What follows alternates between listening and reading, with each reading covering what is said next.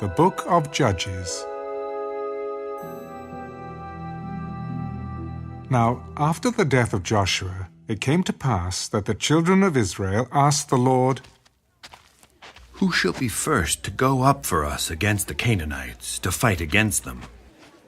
And the Lord said, "Judah shall go up. Indeed, I have delivered the land into his hand."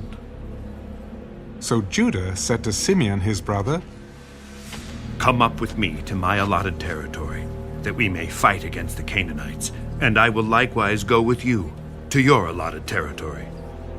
And Simeon went with him. Then Judah went up, and the Lord delivered the Canaanites and the Perizzites into their hand, and they killed 10,000 men at Bezek. And they found Adonai-Bezek in Bezek, and fought against him, and they defeated the Canaanites and the Perizzites. Then Adonai-Bezek fled, and they pursued him and caught him, and cut off his thumbs and big toes. And Adonai-Bezek said, 70 kings, with their thumbs and big toes cut off, used to gather scraps under my table. As I have done, so God has repaid me. Then they brought him to Jerusalem, and there he died. Now the children of Judah fought against Jerusalem and took it. They struck it with the edge of the sword and set the city on fire. And afterward, the children of Judah went down to fight against the Canaanites, who dwelt in the mountains, in the south, and in the lowland. Then Judah went against the Canaanites who dwelt in Hebron. Now the name of Hebron was formerly Kirjath-Arba. And they killed Sheshai, Ahiman, and Talmai. From there they went against the inhabitants of Debir. The name of Debir was formerly Kirjath-Sepher. Then Caleb said, "Whoever attacks Kirjath-Sepher and takes it, to him I will give my daughter Achsah as wife." And Othniel, the son of Kenaz, Caleb's younger brother, took it. So he gave him his daughter Achsah as wife. Now it happened, when she came to him, that she urged him to ask her father for a field. And she dismounted from her donkey, and Caleb said to her, "What do you wish?" "Give me a blessing. Since you have given me land in the south, give me also springs of water." And Caleb gave her the upper springs and the lower springs. Now the children of the Kenite, Moses' father-in-law, went up from the city of palms with the children of Judah into the wilderness of Judah, which lies in the south, near Arad. And they went and dwelt among the people. And Judah went with his brother Simeon, and they attacked the Canaanites who inhabited Zephath, and utterly destroyed it. So the name of the city was called Hormah. Also Judah took Gaza with its territory, Ashkelon with its territory, and Ekron with its territory. So the Lord was with Judah. And they drove out the mountaineers, but they could not drive out the inhabitants of the lowland, because they had chariots of iron. And they gave Hebron to Caleb, as Moses had said. Then he expelled from there the 3 sons of Anak. But the children of Benjamin did not drive out the Jebusites, who inhabited Jerusalem. So the Jebusites dwell with the children of Benjamin in Jerusalem to this day. And the house of Joseph also went up against Bethel, and the Lord was with them. So the house of Joseph sent men to spy out Bethel. The name of the city was formerly Luz. And when the spies saw a man coming out of the city, they said to him, "Please show us the entrance to the city, and we will show you mercy." So he showed them the entrance to the city, and they struck the city with the edge of the sword, but they let the man and all his family go. And the man went to the land of the Hittites, built a city, and called its name Luz, which is its name to this day. However, Manasseh did not drive out the inhabitants of Beth-shean and its villages, or Taanach and its villages, or the inhabitants of Dor and its villages, or the inhabitants of Ibleam and its villages, or the inhabitants of Megiddo and its villages, for the Canaanites were determined to dwell in that land. And it came to pass, when Israel was strong, that they put the Canaanites under tribute, but did not completely drive them out. Nor did Ephraim drive out the Canaanites who dwelt in Gezer, so the Canaanites dwelt in Gezer among them. Nor did Zebulun drive out the inhabitants of Kitron, or the inhabitants of Nael. So the Canaanites dwelt among them, and were put under tribute. Nor did Asher drive out the inhabitants of Akko, or the inhabitants of Sidon, or of Arlab, Aksib, Helba, Aphik, or Rehab. So the Asherites dwelt among the Canaanites, the inhabitants of the land, for they did not drive them out. Nor did Naphtali drive out the inhabitants of Beth-shemesh, or the inhabitants of Beth-anath, but they dwelt among the Canaanites, the inhabitants of the land. Nevertheless, the inhabitants of Beth-shemesh and Beth-anath were put under tribute to them. And the Amorites forced the children of Dan into the mountains, for they would not allow them to come down to the valley. And the Amorites were determined to dwell in Mount Heres, in Ajalon, and in Shaalbim. Yet when the strength of the house of Joseph became greater, they were put under tribute. Now the boundary of the Amorites was from the ascent of Akrabim, from Selah, and upward.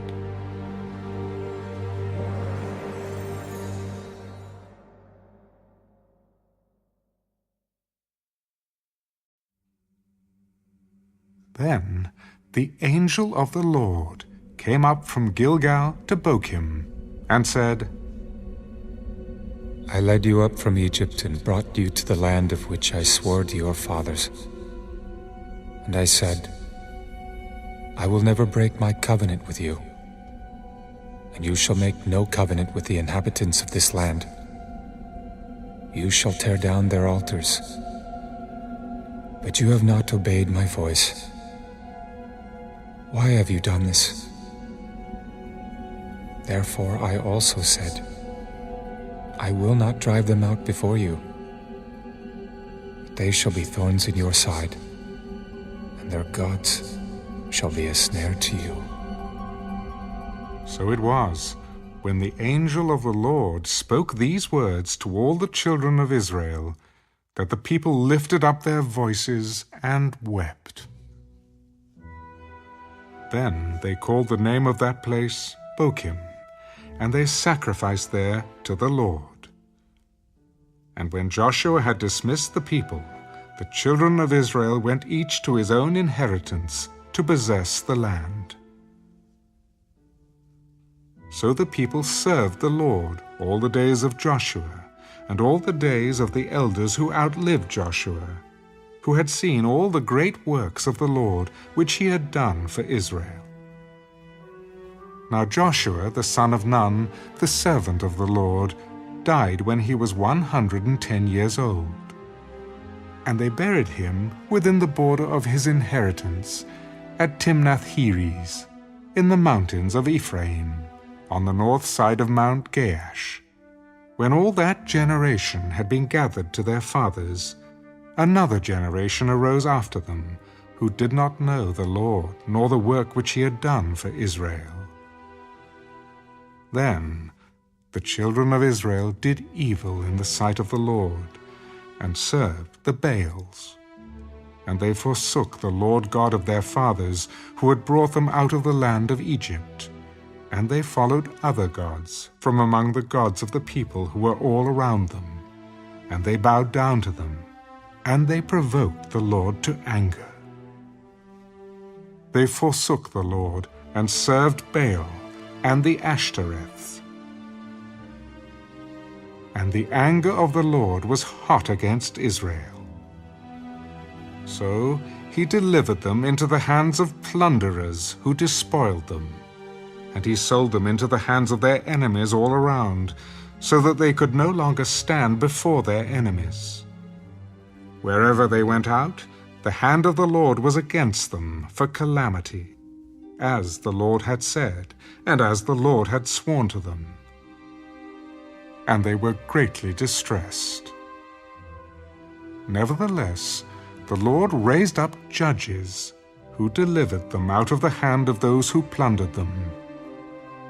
Yet they would not listen to their judges, but they played the harlot with other gods, and bowed down to them. They turned quickly from the way in which their fathers walked, in obeying the commandments of the Lord. They did not do so. And when the Lord raised up judges for them, the Lord was with the judge, and delivered them out of the hand of their enemies all the days of the judge. For the Lord was moved to pity by their groaning, because of those who oppressed them and harassed them. And it came to pass, when the judge was dead, that they reverted and behaved more corruptly than their fathers, by following other gods to serve them and bow down to them. They did not cease from their own doings, nor from their stubborn way. Then the anger of the Lord was hot against Israel. Because this nation has transgressed my covenant, which I commanded their fathers, and has not heeded my voice, I also will no longer drive out before them any of the nations which Joshua left when he died, so that through them I may test Israel, whether they will keep the ways of the Lord to walk in them as their fathers kept them, or not. Therefore the Lord left those nations, without driving them out immediately, nor did he deliver them into the hand of Joshua.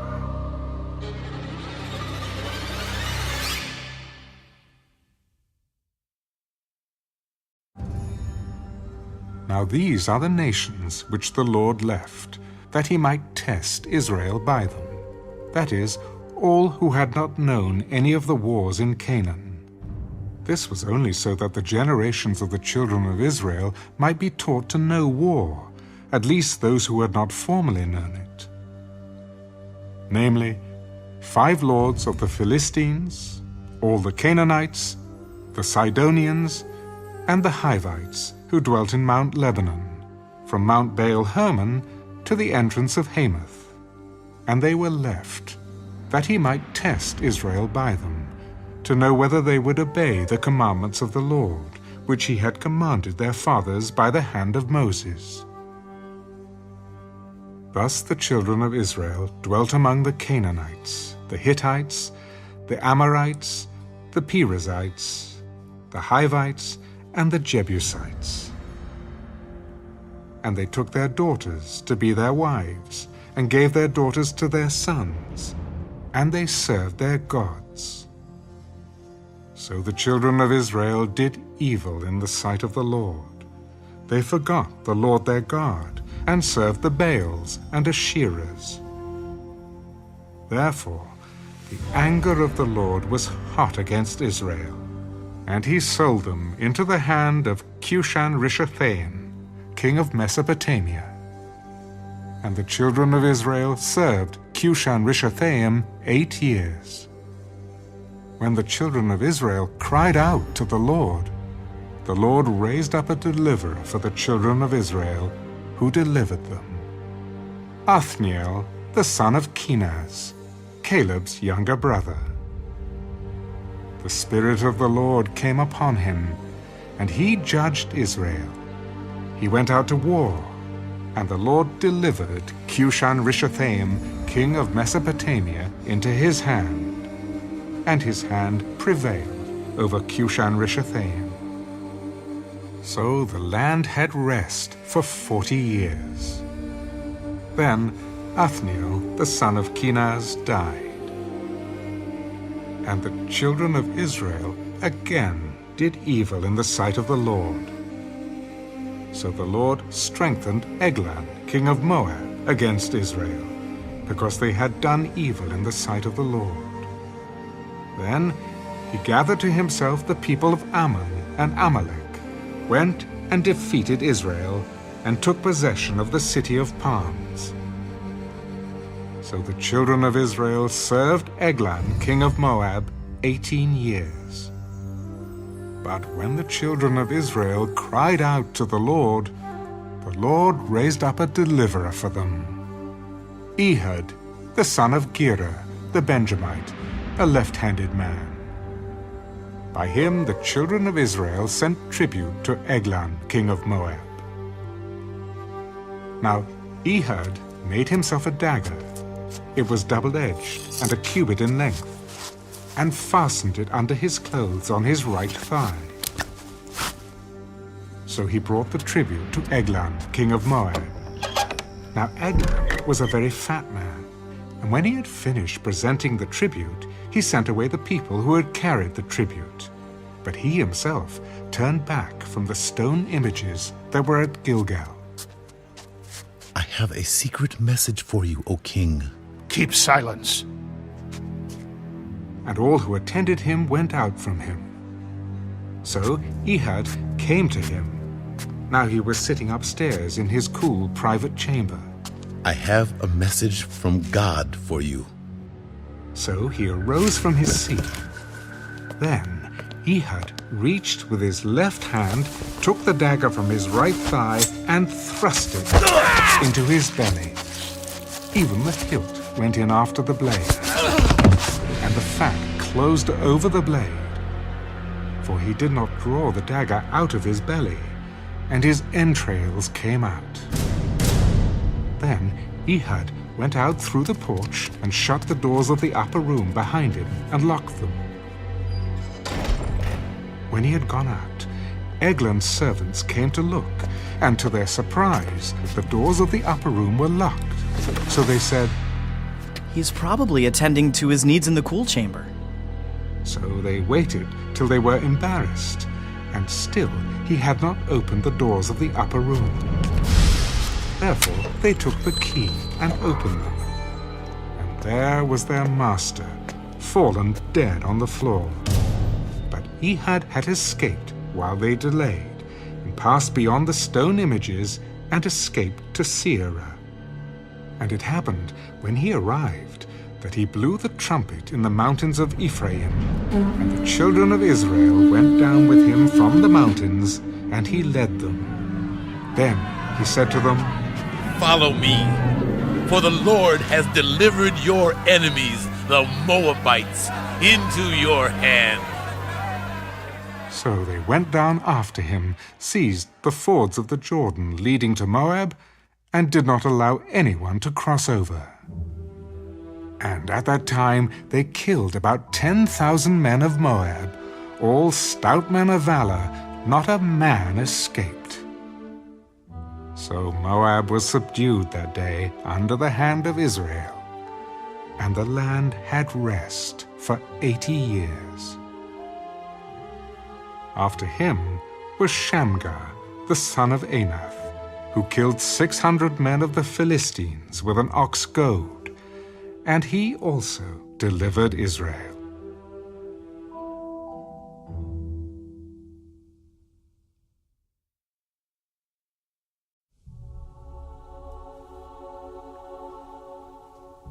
When Ehud was dead, the children of Israel again did evil in the sight of the Lord.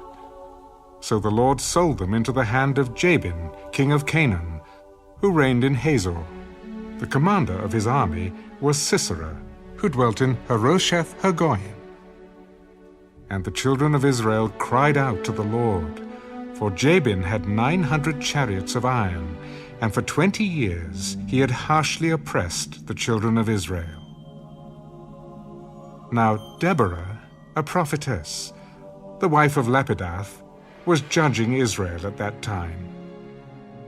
And she would sit under the palm tree of Deborah, between Ramah and Bethel, in the mountains of Ephraim. And the children of Israel came up to her for judgment. Then she sent and called for Barak, the son of Abinoam, from Kedesh in Naphtali. Has not the Lord God of Israel commanded? Go and deploy troops at Mount Tabor. Take with you 10,000 men of the sons of Naphtali and of the sons of Zebulun. And against you I will deploy Sisera, the commander of Jabin's army, with his chariots and his multitude at the river Kishon, and I will deliver him into your hand. And Barak said to her, If you will go with me, then I will go. But if you will not go with me, I will not go. I will surely go with you. Nevertheless, there will be no glory for you in the journey you are taking, for the Lord will sell Sisera into the hand of a woman. Then Deborah arose and went with Barak to Kedesh. And Barak called Zebulun and Naphtali to Kedesh. He went up with 10,000 men under his command, and Deborah went up with him. Now Heber the Kenite, of the children of Hobab, the father-in-law of Moses, had separated himself from the Kenites, and pitched his tent near the terebinth tree at Zaanaim, which is beside Kedesh. And they reported to Sisera that Barak, the son of Abinoam, had gone up to Mount Tabor. So Sisera gathered together all his chariots, 900 chariots of iron, and all the people who were with him, from Harosheth Hagoyim to the river Kishon. Then Deborah said to Barak, Up, for this is the day in which the Lord has delivered Sisera into your hand. Has not the Lord gone out before you? So Barak went down from Mount Tabor with 10,000 men following him. And the Lord routed Sisera and all his chariots and all his army with the edge of the sword before Barak. And Sisera alighted from his chariot and fled away on foot. But Barak pursued the chariots and the army as far as Harosheth Hagoyim. And all the army of Sisera fell by the edge of the sword. Not a man was left. However, Sisera had fled away on foot to the tent of Jael, the wife of Heber the Kenite. For there was peace between Jabin, king of Hazor, and the house of Heber the Kenite. And Jael went out to meet Sisera, and said to him, Turn aside, my lord. Turn aside to me. Do not fear. And when he had turned aside with her into the tent, she covered him with a blanket. Please, give me a little water to drink, for I am thirsty. So she opened a jug of milk, gave him a drink, and covered him. Stand at the door of the tent, and if any man comes and inquires of you, and says, Is there any man here? You shall say no. Then Jael, Heber's wife, took a tent peg and took a hammer in her hand and went softly to him and drove the peg into his temple. And he went down into the ground, for he was fast asleep and weary. So he died. And then, as Barak pursued Sisera, Jael came out to meet him. Come, I will show you the man whom you seek. And when he went into her tent, there lay Sisera, dead, with the peg in his temple.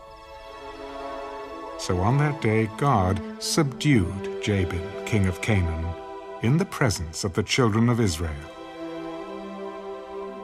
And the hand of the children of Israel grew stronger and stronger against Jabin, king of Canaan, until they had destroyed Jabin, king of Canaan.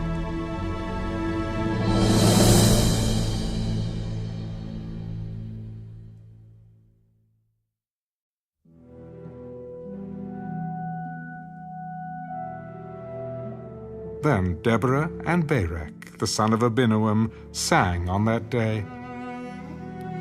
When leaders lead in Israel, when the people willingly offer themselves, bless the Lord. Hear, O kings, give ear, O princes. I, even I, will sing to the Lord. I will sing praise to the Lord God of Israel. Lord, when you went out from Seir, when you marched from the field of Edom, the earth trembled and the heavens poured. The clouds also poured water.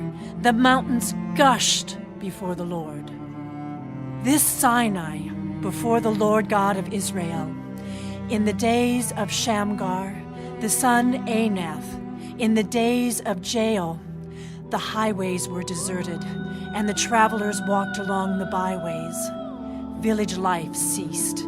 It ceased in Israel until I, Deborah, arose. Arose, a mother in Israel. They chose new gods. Then there was war in the gates. Not a shield or spear was seen among 40,000 in Israel. My heart is with the rulers of Israel, who offered themselves willingly with the people. Bless the Lord. Speak, you who ride on white donkeys, who sit in judges' attire, and who walk along the road. Far from the noise of the archers, among the watering places, there they shall recount the righteous acts of the Lord, the righteous acts for his villagers in Israel. Then the people of the Lord shall go down to the gates. Awake, awake, Deborah. Awake, awake, sing a song. Arise, Barak, and lead your captives away, O son of Abinoam. Then the survivors came down, the people against the nobles. The Lord came down for me against the mighty. From Ephraim were those whose roots were in Amalek. After you, Benjamin, with your peoples. From Machir rulers came down, and from Zebulun those who bear the recruiter's staff. And the princes of Issachar were with Deborah. As Issachar, so was Barak sent into the valley under his command. Among the divisions of Reuben there were great resolves of heart. Why did you sit among the sheepfolds to hear the pipings for the flocks? The divisions of Reuben have great searchings of heart. Gilead stayed beyond the Jordan. And why did Dan remain on ships? Asher continued at the seashore and stayed by his inlets. Zebulun is a people who jeopardize their lives to the point of death. Naphtali also on the heights of the battlefield. The kings came and fought. Then the kings of Canaan fought in Taanach by the waters of Megiddo. They took no spoils of silver. They fought from the heavens. The stars from their courses fought against Sisera. The torrent of Kishon swept them away. That ancient torrent, the torrent of Kishon, O my soul, march on in strength. Then the horses' hooves pounded, the galloping of his steeds. Curse Meroz, said the angel of the Lord. Curse its inhabitants bitterly, because they did not come to the help of the Lord, to the help of the Lord against the mighty. Most blessed among women is Jael, the wife of Heber the Kenite. Blessed is she among women in tents. He asked for water, she gave milk. She brought out cream in a lordly bowl. She stretched her hand to the tent peg, her right hand to the workman's hammer. She pounded Sisera. She pierced his head. She split and struck through his temple. At her feet he sank. He fell. He lay still. At her feet he sank. He fell. Where he sank, there he fell dead. The mother of Sisera looked through the window and cried out through the lattice, "Why is his chariot so long in coming? Why tarries the clatter of his chariots?" Her wisest ladies answered her. Yes, she answered herself. Are they not finding and dividing the spoil? To every man a girl or two.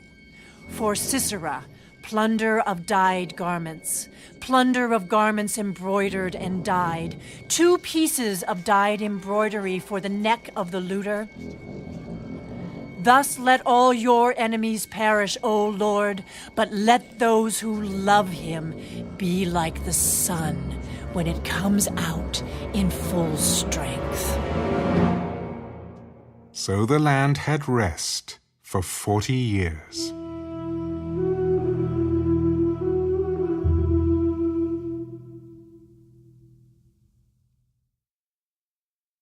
Then the children of Israel did evil in the sight of the Lord. So the Lord delivered them into the hand of Midian for 7 years, and the hand of Midian prevailed against Israel. Because of the Midianites, the children of Israel made for themselves the dens, the caves, and the strongholds which are in the mountains. So it was, whenever Israel had sown, Midianites would come up.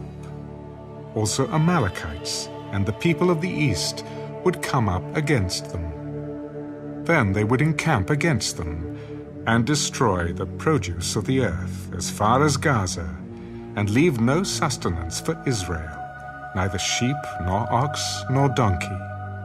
For they would come up with their livestock and their tents, coming in as numerous as locusts.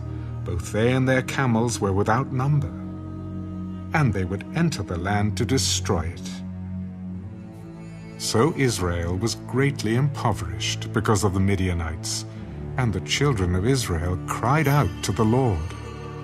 And it came to pass, when the children of Israel cried out to the Lord because of the Midianites, that the Lord sent a prophet to the children of Israel.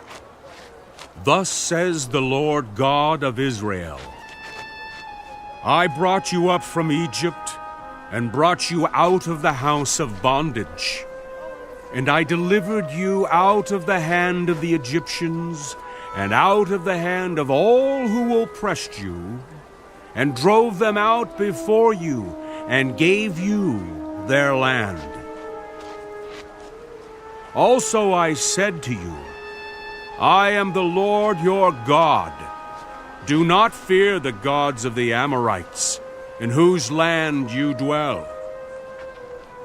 But you have not obeyed my voice. Now the angel of the Lord came and sat under the terebinth tree, which was in Ophrah, which belonged to Joash the Abiezrite, while his son Gideon threshed wheat in the winepress, in order to hide it from the Midianites. And the angel of the Lord appeared to him. The Lord is with you, you mighty man of valor. Oh, my Lord, if the Lord is with us, why then has all this happened to us? And where are all his miracles which our fathers told us about, saying, Did not the Lord bring us up from Egypt? But now the Lord has forsaken us and delivered us into the hands of the Midianites. Go in this might of yours, and you shall save Israel from the hands of the Midianites. Have I not sent you? Oh, my Lord, how can I save Israel?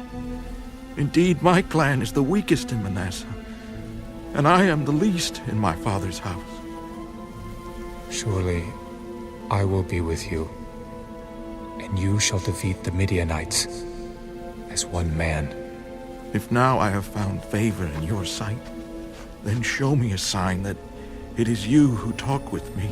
Do not depart from here, I pray, until I come to you and bring out my offering and set it before me. I will wait until you come back. So Gideon went in and prepared a young goat and unleavened bread from the ephah of flour. The meat he put in a basket, and he put the broth in a pot. And he brought them out to him under the terebinth tree and presented them. The angel of God said to him, "Take the meat and the unleavened bread and lay them on this rock, and pour out the broth." And he did so. Then the angel of the Lord put out the end of the staff that was in his hand and touched the meat and the unleavened bread. And fire rose out of the rock and consumed the meat and the unleavened bread. And the angel of the Lord departed out of his sight. Now Gideon perceived that he was the angel of the Lord. Alas, O Lord God, for I have seen the angel of the Lord face to face. Peace be with you. Do not fear. You shall not die. So Gideon built an altar there to the Lord and called it, "The Lord is Peace." To this day it is still in Ophrah of the Abiezrites. Now it came to pass the same night that the Lord said to him, "Take your father's young bull, the second bull of 7 years old, and tear down the altar of Baal that your father has, and cut down the wooden image that is beside it, and build an altar to the Lord your God on top of this rock in the proper arrangement. And take the second bull, and offer a burnt sacrifice with the wood of the image, which you shall cut down."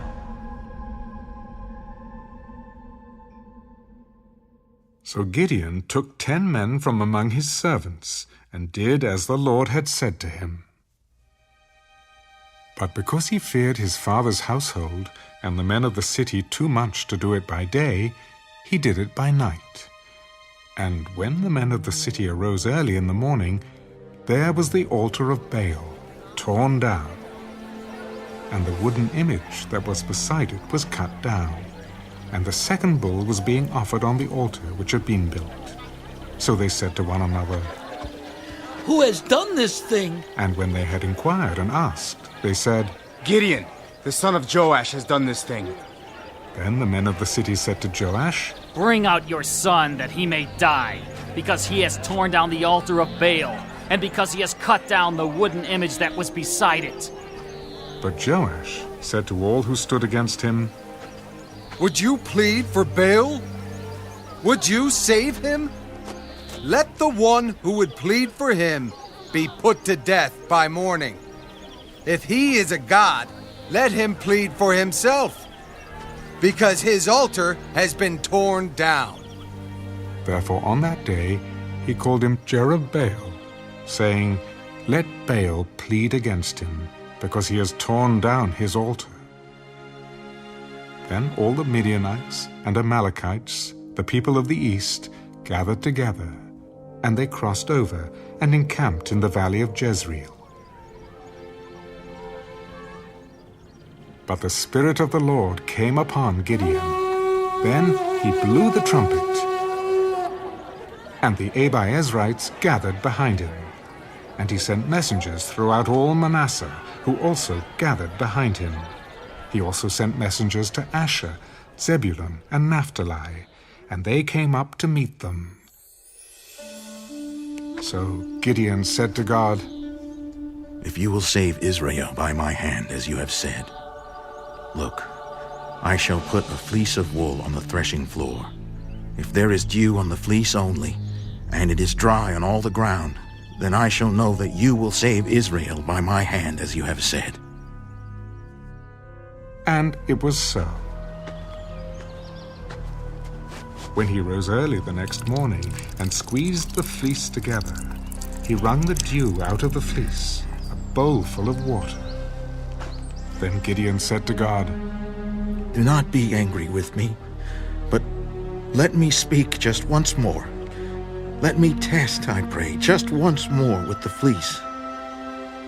Let it now be dry only on the fleece, but on all the ground let there be dew."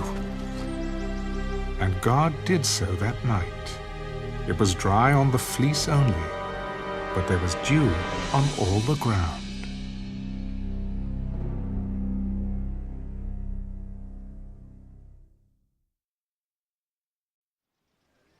Then Jerubbaal, that is Gideon, and all the people who were with him rose early and encamped beside the well of Harod, so that the camp of the Midianites was on the north side of them by the hill of Moreh in the valley. And the Lord said to Gideon, The people who are with you are too many for me to give the Midianites into their hands, lest Israel claim glory for itself against me, saying, My own hand has saved me. Now, therefore, proclaim in the hearing of the people, saying, Whoever is fearful and afraid, let him turn and depart at once from Mount Gilead. And 22,000 of the people returned, and 10,000 remained. But the Lord said to Gideon, The people are still too many. Bring them down to the water, and I will test them for you there. Then it will be that of whom I say to you, This one shall go with you, the same shall go with you. And of whomever I say to you, This one shall not go with you, the same shall not go. So he brought the people down to the water. And the Lord said to Gideon, Everyone who laps from the water with his tongue, as a dog laps, you shall set apart by himself. Likewise, everyone who gets down on his knees to drink. And the number of those who lapped, putting their hand to their mouth, was 300 men. But all the rest of the people got down on their knees to drink water. Then the Lord said to Gideon, By the 300 men who lapped, I will save you, and deliver the Midianites into your hand. Let all the other people go, every man to his place. So the people took provisions and their trumpets in their hands. And he sent away all the rest of Israel, every man to his tent, and retained those 300 men. Now the camp of Midian was below him in the valley. It happened on the same night that the Lord said to him, Arise, go down against the camp, for I have delivered it into your hand. But if you are afraid to go down to the camp with Purah your servant, and you shall hear what they say. And afterward your hands shall be strengthened to go down against the camp. Then he went down with Purah his servant to the outpost of the armed men who were in the camp. Now the Midianites and Amalekites, all the people of the east, were lying in the valley as numerous as locusts, and their camels were without number, as the sand by the seashore in multitude. And when Gideon had come, there was a man telling a dream to his companion. I have had a dream. To my surprise, a loaf of barley bread tumbled into the camp of Midian. It came to a tent and struck it so that it fell and overturned, and the tent collapsed. This is nothing else but the sword of Gideon, the son of Joash, a man of Israel. Into his hand God has delivered Midian and the whole camp. And so it was, when Gideon heard the telling of the dream and its interpretation, that he worshipped. He returned to the camp of Israel and said, Arise, for the Lord has delivered the camp of Midian into your hand. Then he divided the 300 men into 3 companies, and he put a trumpet into every man's hand with empty pitchers and torches inside the pitchers. Look at me and do likewise. Watch, and when I come to the edge of the camp, you shall do as I do. When I blow the trumpet, I and all who are with me Then you also blow the trumpets on every side of the whole camp and say, "The sword of the Lord and of Gideon." So Gideon and the 100 men who were with him came to the outpost of the camp at the beginning of the middle watch, just as they had posted the watch. And they blew the trumpets and broke the pitchers that were in their hands.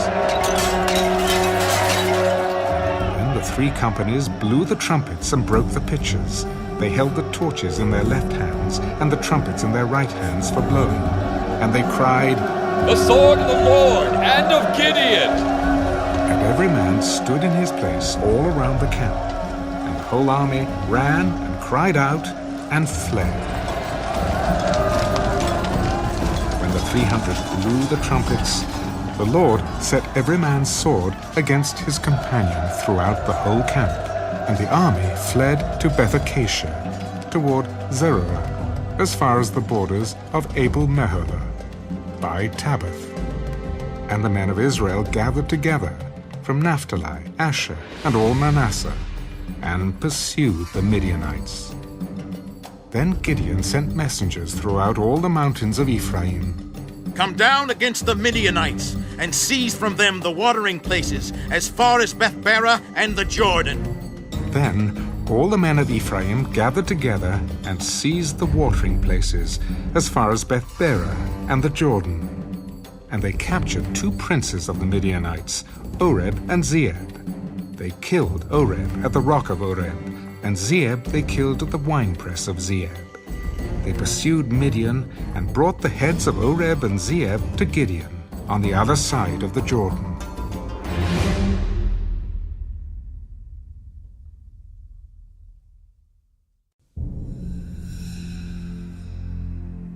Now the men of Ephraim said to him, "Why have you done this to us by not calling us when you went to fight with the Midianites?"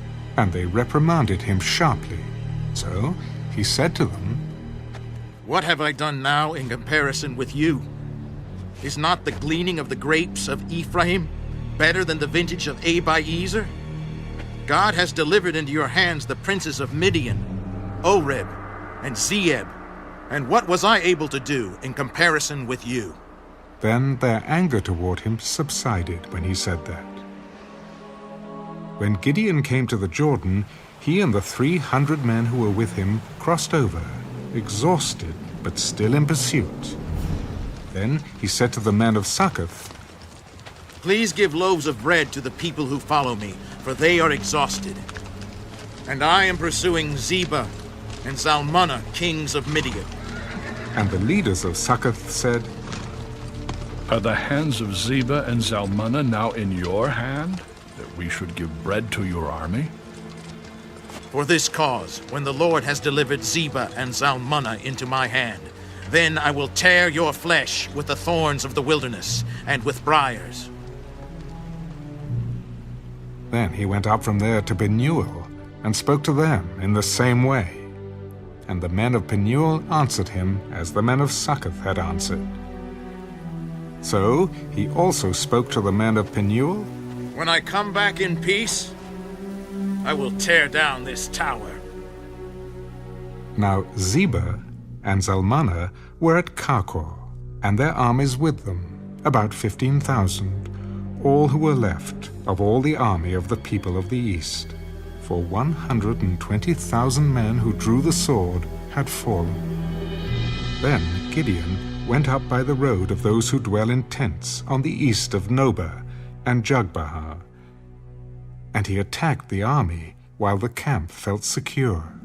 When Zebah and Zalmunna fled, he pursued them, and he took the 2 kings of Midian, Zebah and Zalmunna, and routed the whole army. Then Gideon, the son of Joash, returned from battle, from the ascent of Heres. And he caught a young man of the men of Succoth and interrogated him. And he wrote down for him the leaders of Succoth and its elders, 77 men. Then he came to the men of Succoth and said, "Here are Zebah and Zalmunna, about whom you ridiculed me, saying, 'Are the hands of Zebah and Zalmunna now in your hand?' that we should give bread to your weary men? And he took the elders of the city, and thorns of the wilderness and briars, and with them he taught the men of Succoth. Then he tore down the tower of Penuel, and killed the men of the city.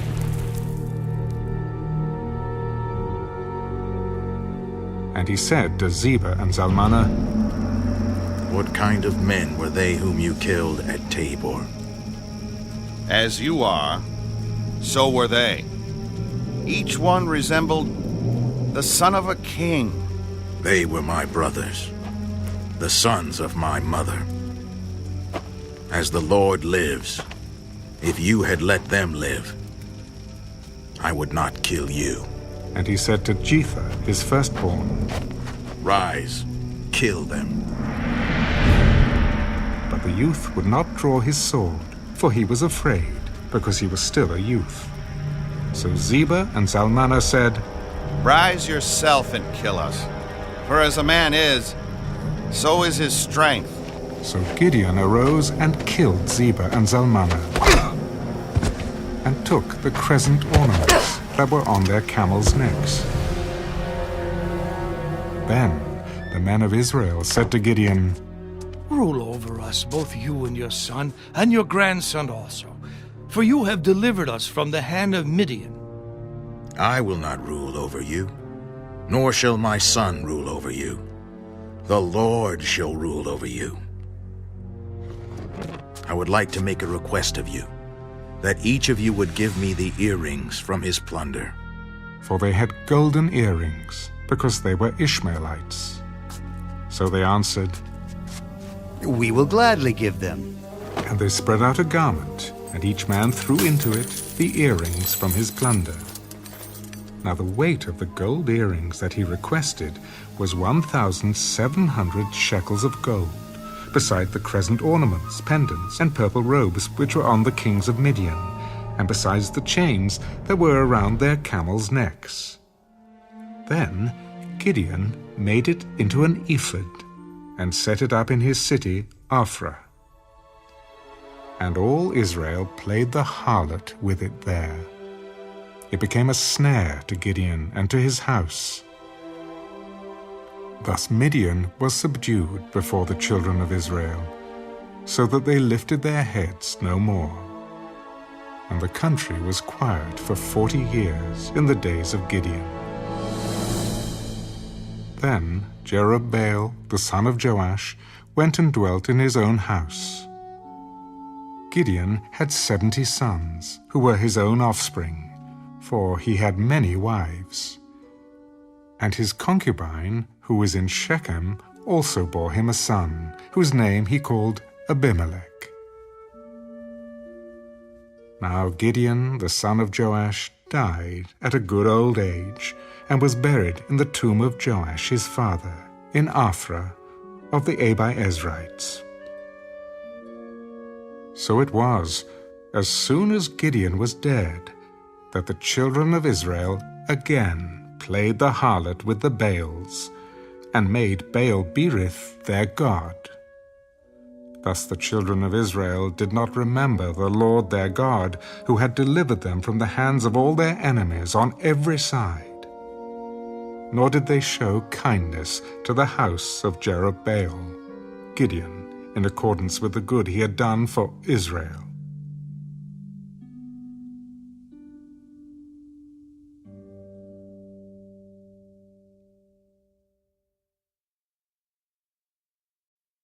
Then Abimelech, the son of Jerubbaal, went to Shechem, to his mother's brothers, and spoke with them and with all the family of the house of his mother's father. Please speak in the hearing of all the men of Shechem. Which is better for you, that all 70 of the sons of Jerubbaal reign over you, or that one reign over you? Remember that I am your own flesh and bone. And his mother's brothers spoke all these words concerning him in the hearing of all the men of Shechem. And their heart was inclined to follow Abimelech, for they said, He is our brother. So they gave him 70 shekels of silver from the temple of Baal Berith, of which Abimelech hired worthless and reckless men, and they followed him. Then he went to his father's house at Ophrah and killed his brothers, the 70 sons of Jerubbaal, on one stone. But Jotham, the youngest son of Jerubbaal, was left, because he hid himself. And all the men of Shechem gathered together, all of Beth Millo, and they went and made Abimelech king, beside the terebinth tree at the pillar that was in Shechem. Now, when they told Jotham, he went and stood on top of Mount Gerizim, and lifted his voice and cried out, Listen to me, you men of Shechem, that God may listen to you. The trees once went forth to anoint a king over them. And they said to the olive tree, Reign over us. But the olive tree said to them, Should I cease giving my oil, with which they honor God and men, and go to sway over trees? Then the tree said to the fig tree, You come and reign over us. But the fig tree said to them, Should I cease my sweetness and my good fruit, and go to sway over trees?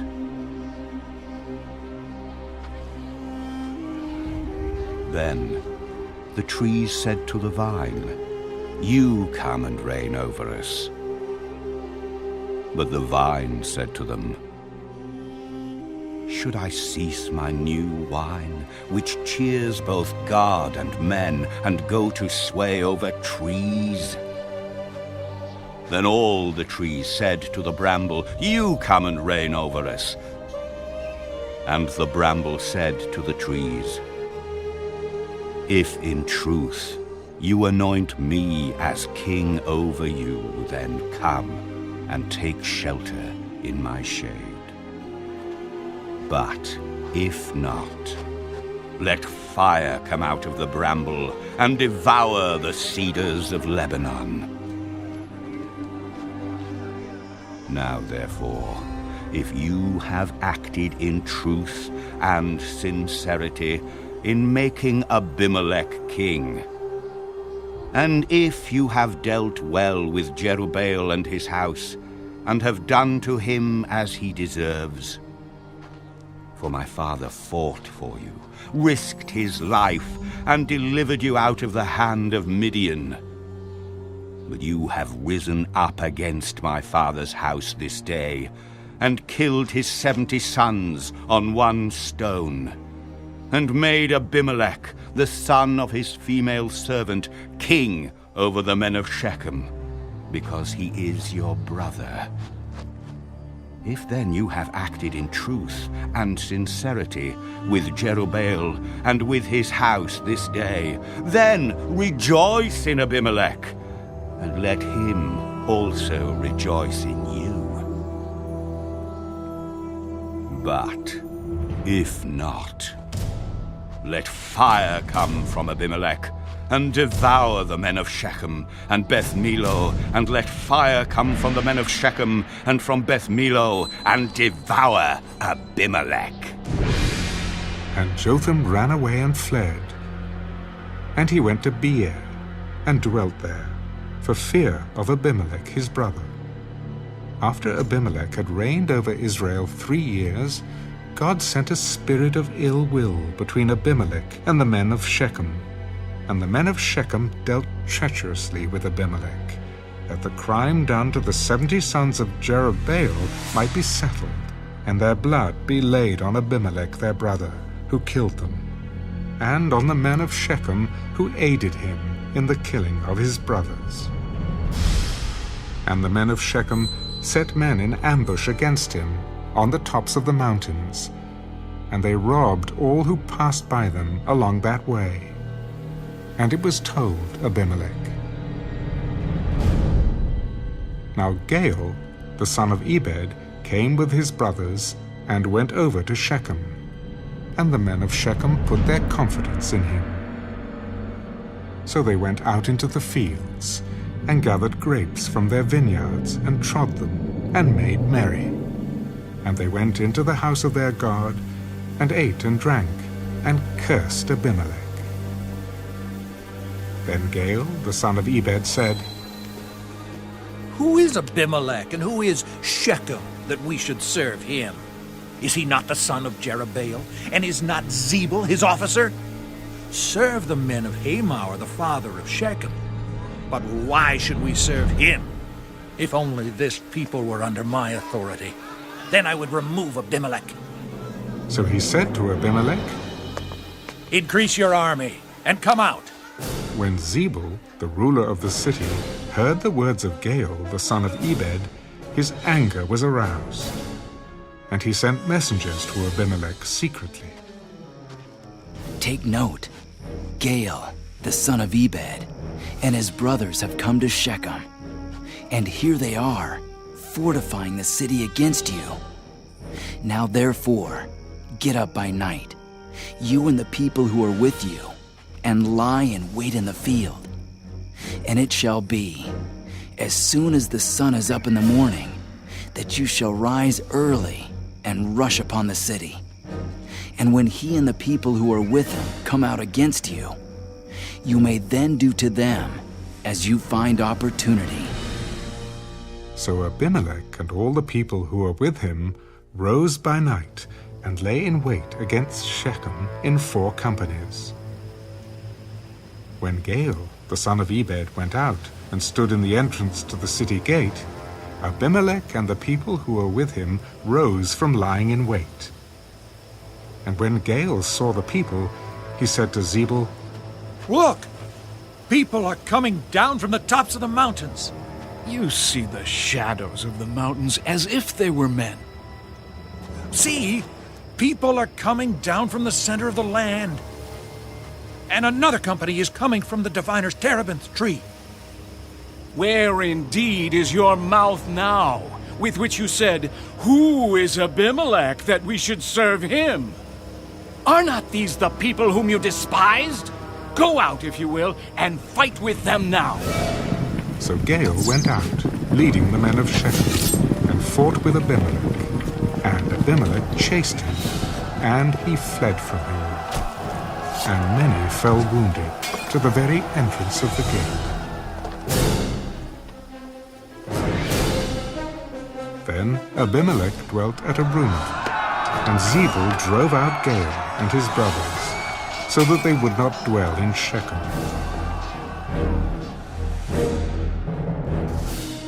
And it came about on the next day that the people went out into the field, and they told Abimelech.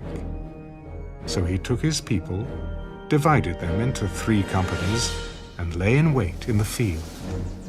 And he looked, and there were the people coming out of the city, and he rose against them and attacked them. Then Abimelech and the company that was with him rushed forward and stood at the entrance of the gate of the city. And the other 2 companies rushed upon all who were in the fields and killed them. So Abimelech fought against the city all that day. He took the city and killed the people who were in it, and he demolished the city and sowed it with salt. Now when all the men of the tower of Shechem had heard that, they entered the stronghold of the temple of the god Berith. And it was told Abimelech that all the men of the tower of Shechem were gathered together. Then Abimelech went up to Mount Zalmon, he and all the people who were with him. And Abimelech took an axe in his hand, and cut down a bough from the trees, and took it and laid it on his shoulder. Then he said to the people who were with him, What you have seen me do, make haste, and do as I have done. So each of the people likewise cut down his own bough, and followed Abimelech, put them against the stronghold, and set the stronghold on fire above them, so that all the people of the tower of Shechem died, about 1,000 men and women. Then Abimelech went to Thebez, and he encamped against Thebes and took it. But there was a strong tower in the city, and all the men and women, all the people of the city, fled there and shut themselves in. Then they went up to the top of the tower. So Abimelech came as far as the tower and fought against it. And he drew near the door of the tower to burn it with fire. But a certain woman dropped an upper millstone on Abimelech's head and crushed his skull. Then he called quickly to the young man, his armor-bearer.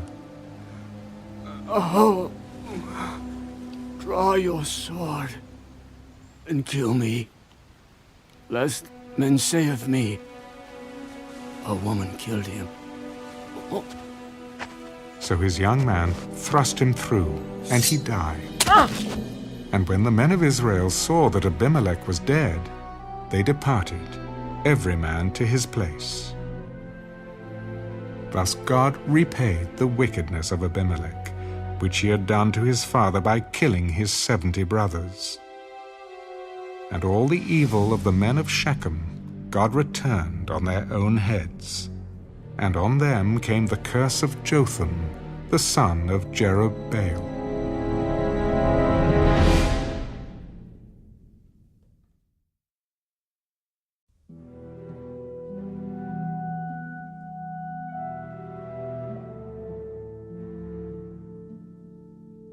After Abimelech, there arose to save Israel Tola, the son of Pur, the son of Doda, a man of Issachar, and he dwelt in Shamoh, in the mountains of Ephraim. He judged Israel 23 years, and he died and was buried in Shamoh. After him arose Jair, a Gileadite, and he judged Israel 22 years.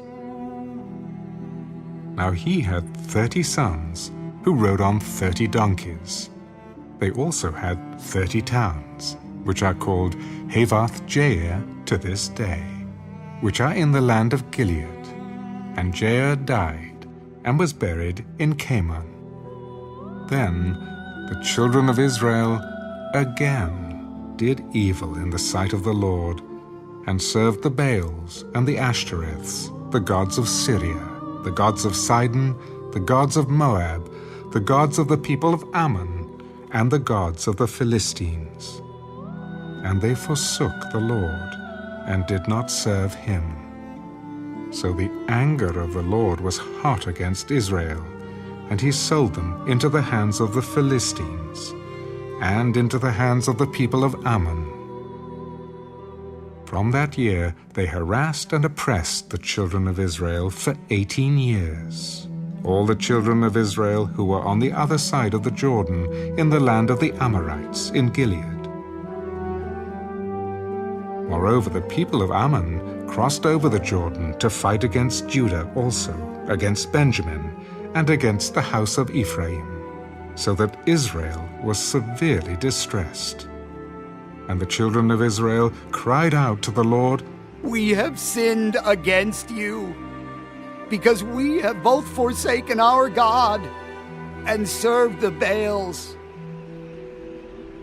So the Lord said to the children of Israel, Did I not deliver you from the Egyptians, and from the Amorites, and from the people of Ammon, and from the Philistines? Also the Sidonians, and Amalekites, and Maonites oppressed you. And you cried out to me, and I delivered you from their hand. Yet you have forsaken me, and served other gods. Therefore I will deliver you no more. Go and cry out to the gods which you have chosen. Let them deliver you in your time of distress. We have sinned. Do to us whatever seems best to you. Only deliver us this day, we pray. So they put away the foreign gods from among them and served the Lord. And his soul could no longer endure the misery of Israel. Then the people of Ammon gathered together and encamped in Gilead. And the children of Israel assembled together and encamped in Mizpah. And the people, the leaders of Gilead, said to one another, "Who is the man who will begin the fight against the people of Ammon? He shall be head over all the inhabitants of Gilead."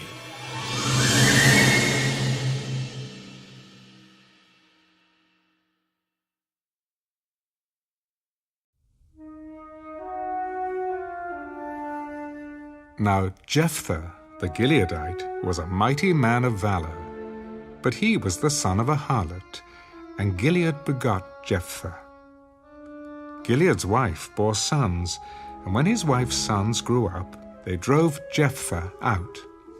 "You shall have no inheritance in our father's house, for you are the son of another woman."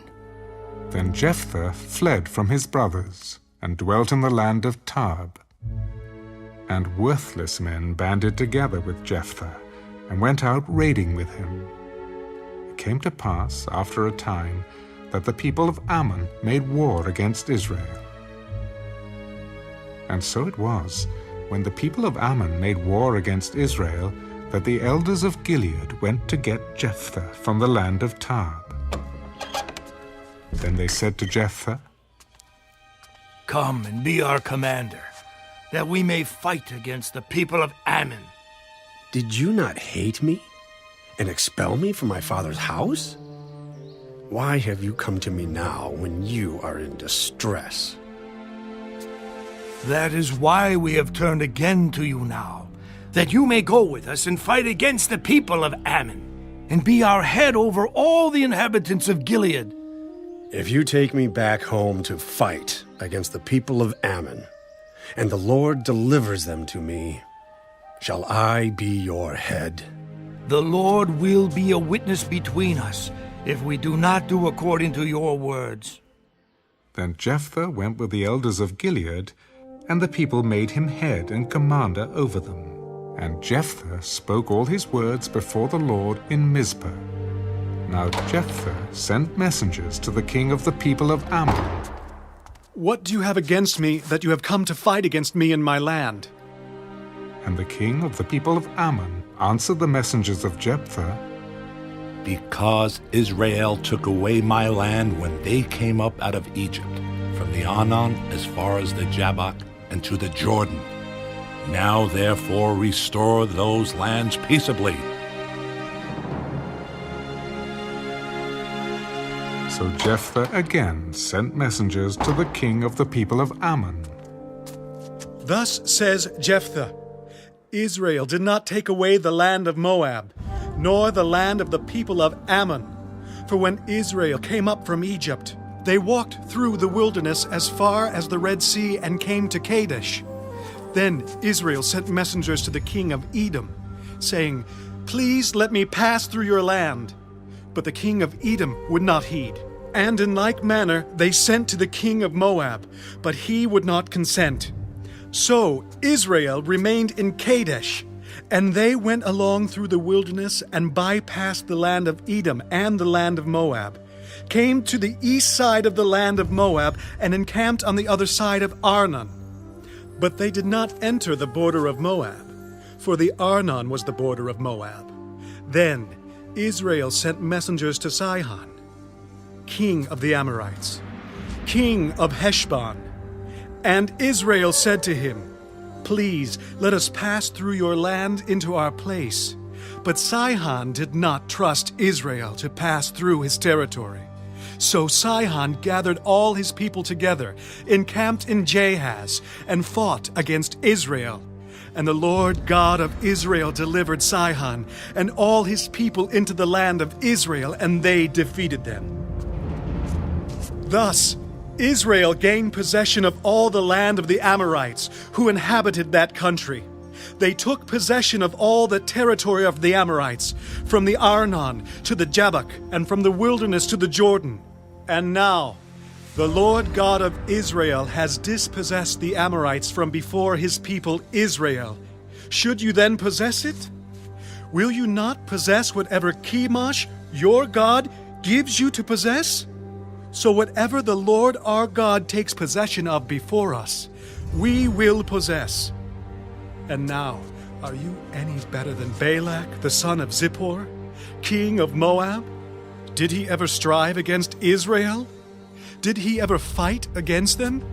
While Israel dwelt in Heshbon and its villages, in Aroer and its villages, and in all the cities along the banks of the Arnon. For 300 years, why did you not recover them within that time? Therefore, I have not sinned against you, but you wronged me by fighting against me.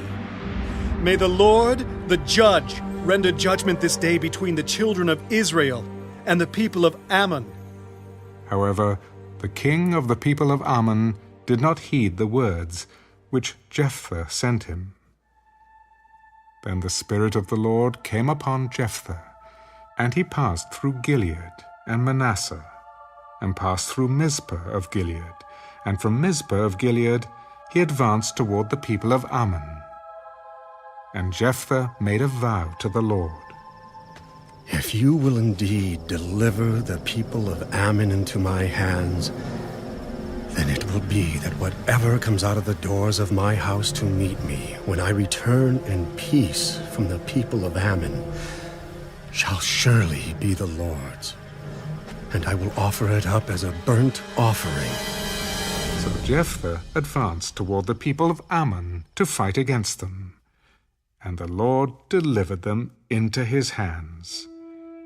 And he defeated them from Aroer as far as Minnith, 20 cities, and to Abel-keramim with a very great slaughter. Thus the people of Ammon were subdued before the children of Israel. When Jephthah came to his house at Mizpah, there was his daughter coming out to meet him with timbrels and dancing, and she was his only child. Besides her, he had neither son nor daughter. And it came to pass, when he saw her, that he tore his clothes and said, Alas, my daughter, you have brought me very low. You are among those who trouble me, for I have given my word to the Lord, and I cannot go back on it. My father, if you have given your word to the Lord, do to me according to what has gone out of your mouth. Because the Lord has avenged you of your enemies, the people of Ammon. Let this thing be done for me. Let me alone for 2 months, that I may go and wander on the mountains, and bewail my virginity, my friends and I.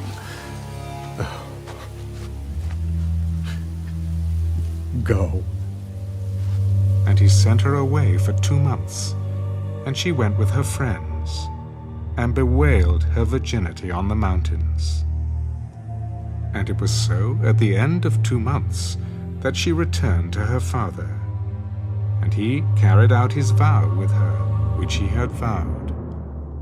She knew no man, and it became a custom in Israel that the daughters of Israel went 4 days each year to lament the daughter of Jephthah the Gileadite.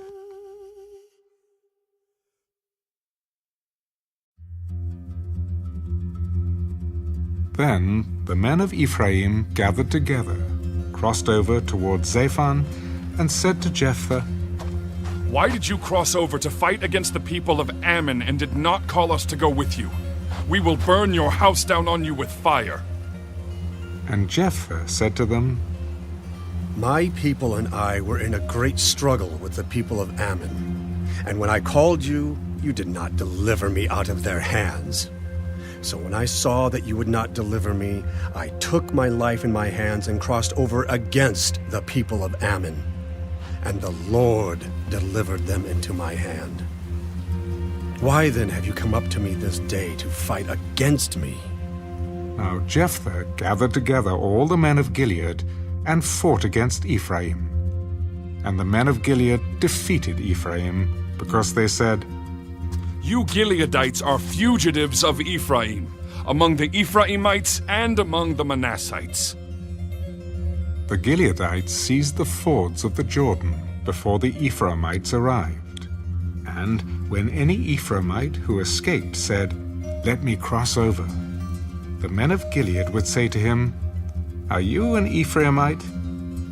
If he said no, then they would say to him, "Then say Shibboleth." And he would say Sibboleth, for he could not pronounce it right. Then they would take him and kill him at the fords of the Jordan. There fell at that time 42,000 Ephraimites. And Jephthah judged Israel 6 years. Then Jephthah the Gileadite died, and was buried in among the cities of Gilead. After him Ibzan of Bethlehem judged Israel. He had 30 sons, and he gave away 30 daughters in marriage, and brought in 30 daughters from elsewhere for his sons. He judged Israel 7 years. Then Ibzan died and was buried at Bethlehem. After him, Elon the Zebulunite judged Israel. He judged Israel 10 years. And Elon the Zebulunite died, and was buried at Ajalon, in the country of Zebulun. After him, Abdon the son of Hillel, the Pirathonite, judged Israel. He had 40 sons and 30 grandsons, who rode on 70 young donkeys.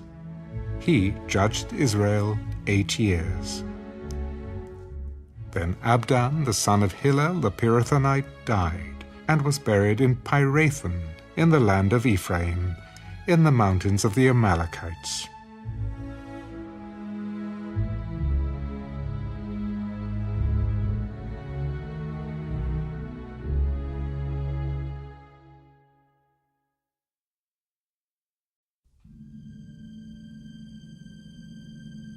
Again, the children of Israel did evil in the sight of the Lord, and the Lord delivered them into the hand of the Philistines for 40 years.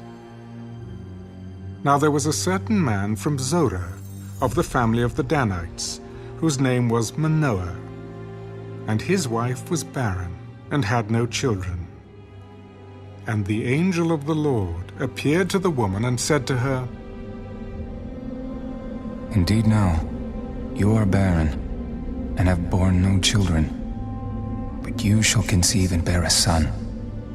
Now therefore, please be careful not to drink wine or similar drink, and not to eat anything unclean. For behold, you shall conceive and bear a son, and no razor shall come upon his head. For the child should be a Nazirite to God from the womb, and he shall begin to deliver Israel out of the hand of the Philistines."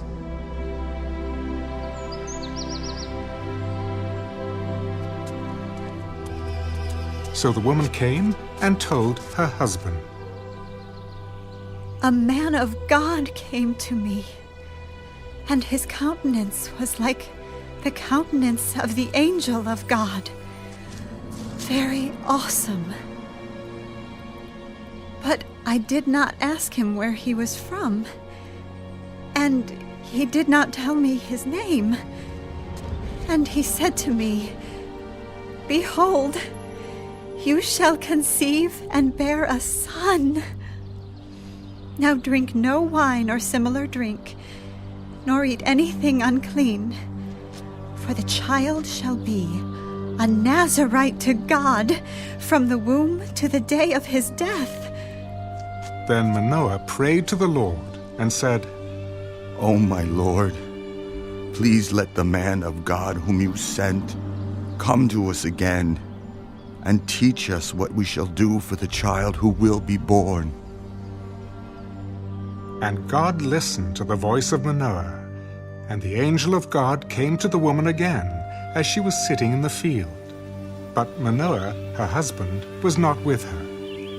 Then the woman ran in haste and told her husband, and said to him, "Look, the man who came to me the other day has just now appeared to me.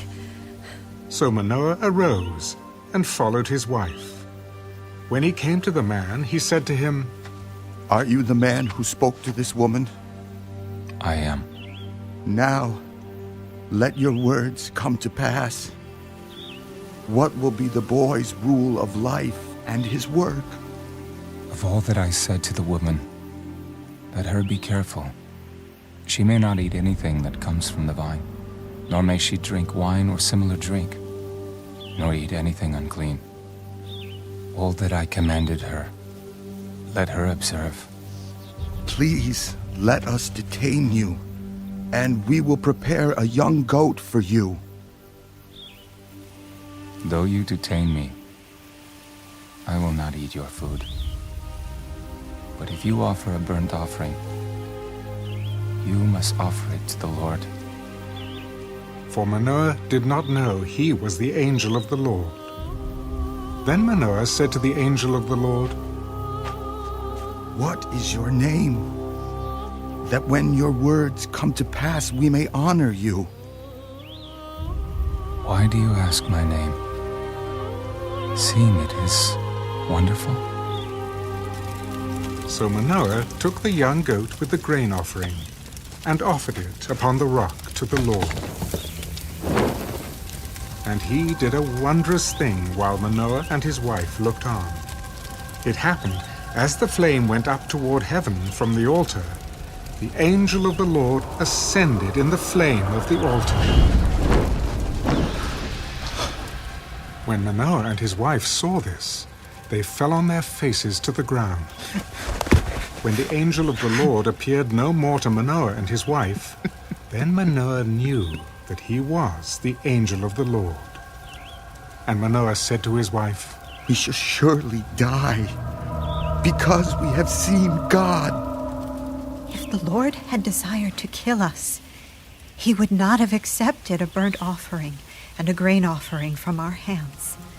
Nor would he have shown us all these things. Nor would he have told us such things as these at this time. So the woman bore a son and called his name Samson. And the child grew, and the Lord blessed him. And the Spirit of the Lord began to move upon him at Mahaneh Dan, between Zorah and Eshtaol.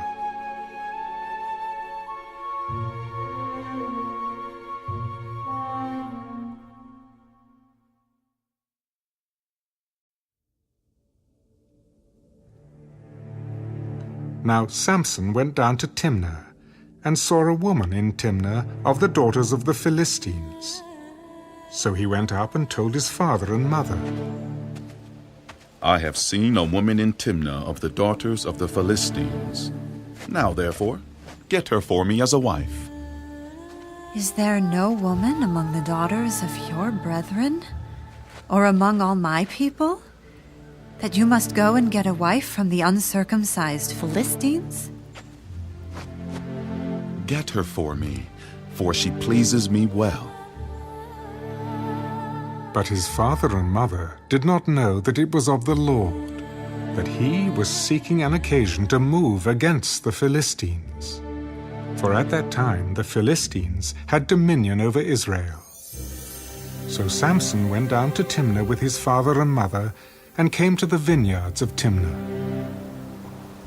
Now to his surprise, a young lion came roaring against him, and the Spirit of the Lord came mightily upon him, and he tore the lion apart as one would have torn apart a young goat, though he had nothing in his hand. But he did not tell his father or his mother what he had done. Then he went down and talked with the woman, and she pleased Samson well. After some time, when he returned to get her, he turned aside to see the carcass of the lion. And behold, a swarm of bees and honey were in the carcass of the lion. He took some of it in his hands and went along, eating. When he came to his father and mother, he gave some to them, and they also ate. But he did not tell them that he had taken the honey out of the carcass of the lion. So his father went down to the woman, and Samson gave a feast there, for young men used to do so. And it happened, when they saw him, that they brought 30 companions to be with him. Then Samson said to them, Let me pose a riddle to you. If you can correctly solve and explain it to me within the 7 days of the feast, then I will give you 30 linen garments and 30 changes of clothing. But if you cannot explain it to me, then you shall give me 30 linen garments and 30 changes of clothing. Pose your riddle, that we may hear it. Out of the eater came something to eat, and out of the strong came something sweet. Now for 3 days they could not explain the riddle. But it came to pass on the 7th day that they said to Samson's wife, Entice your husband, that he may explain the riddle to us. Or else we will burn you and your father's house with fire. Have you invited us in order to take what is ours? Is that not so?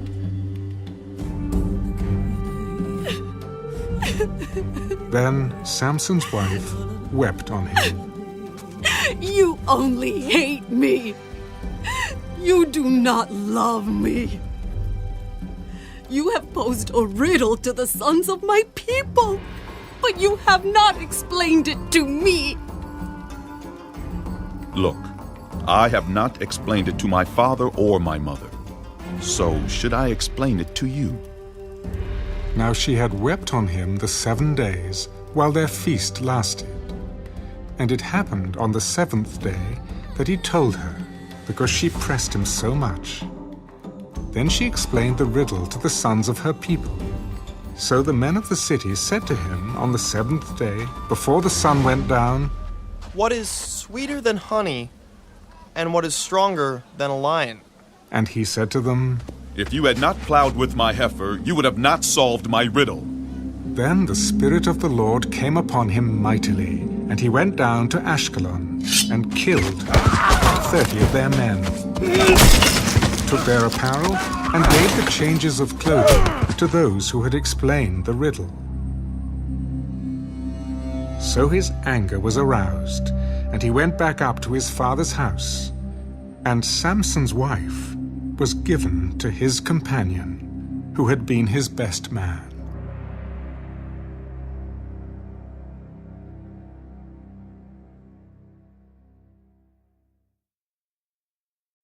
After a while, in the time of wheat harvest, it happened that Samson visited his wife with a young goat. Let me go into my wife, into her room. But her father would not permit him to go in. I really thought that you thoroughly hated her. Therefore, I gave her to your companion. Is not her younger sister better than she? Please, take her instead. This time I shall be blameless regarding the Philistines if I harm them. Then Samson went and caught 300 foxes, and he took torches, turned the fox's tail to tail, and put a torch between each pair of tails.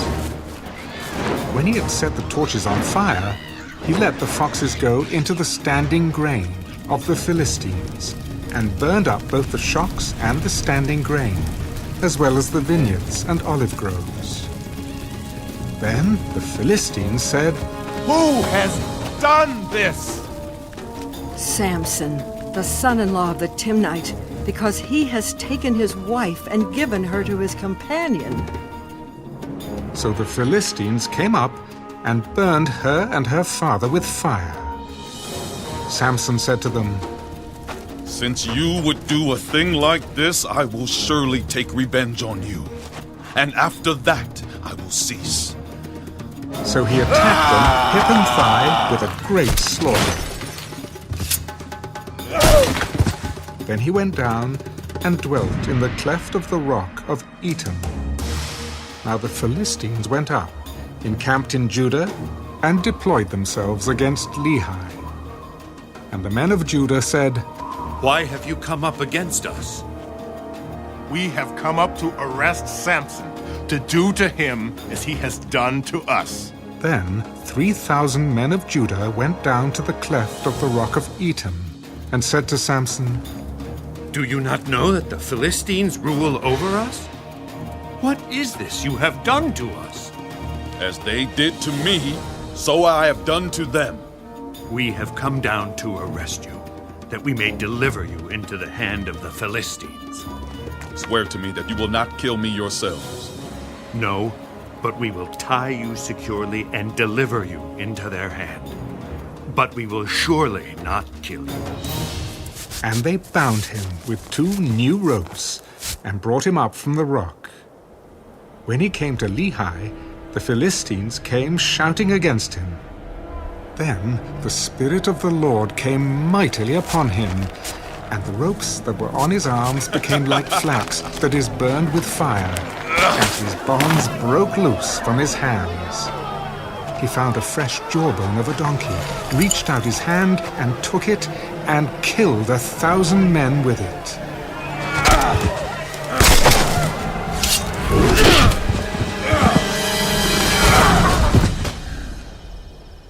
Then Samson said, With the jawbone of a donkey, heaps upon heaps. With the jawbone of a donkey, I have slain 1,000 men.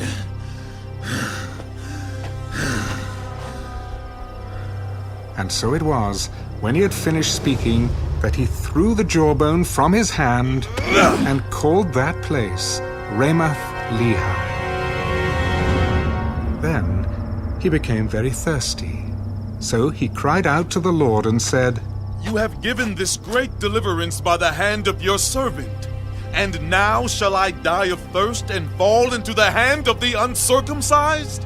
So God split the hollow place that is in Lehi, and water came out, and he drank.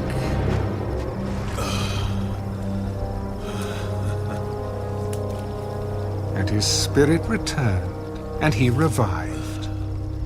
Therefore he called its name En-Hakkore, which is in Lehi to this day. And he judged Israel 20 years in the days of the Philistines.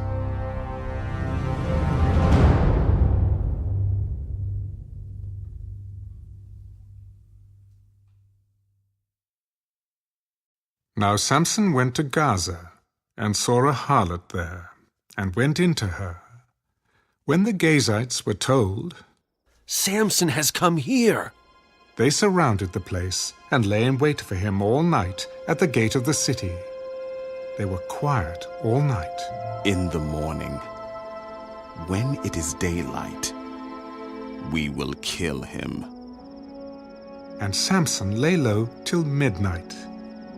Then he arose at midnight, took hold of the doors of the gate of the city and the 2 gateposts, pulled them up, bar and all, put them on his shoulders, and carried them to the top of the hill that faces Hebron.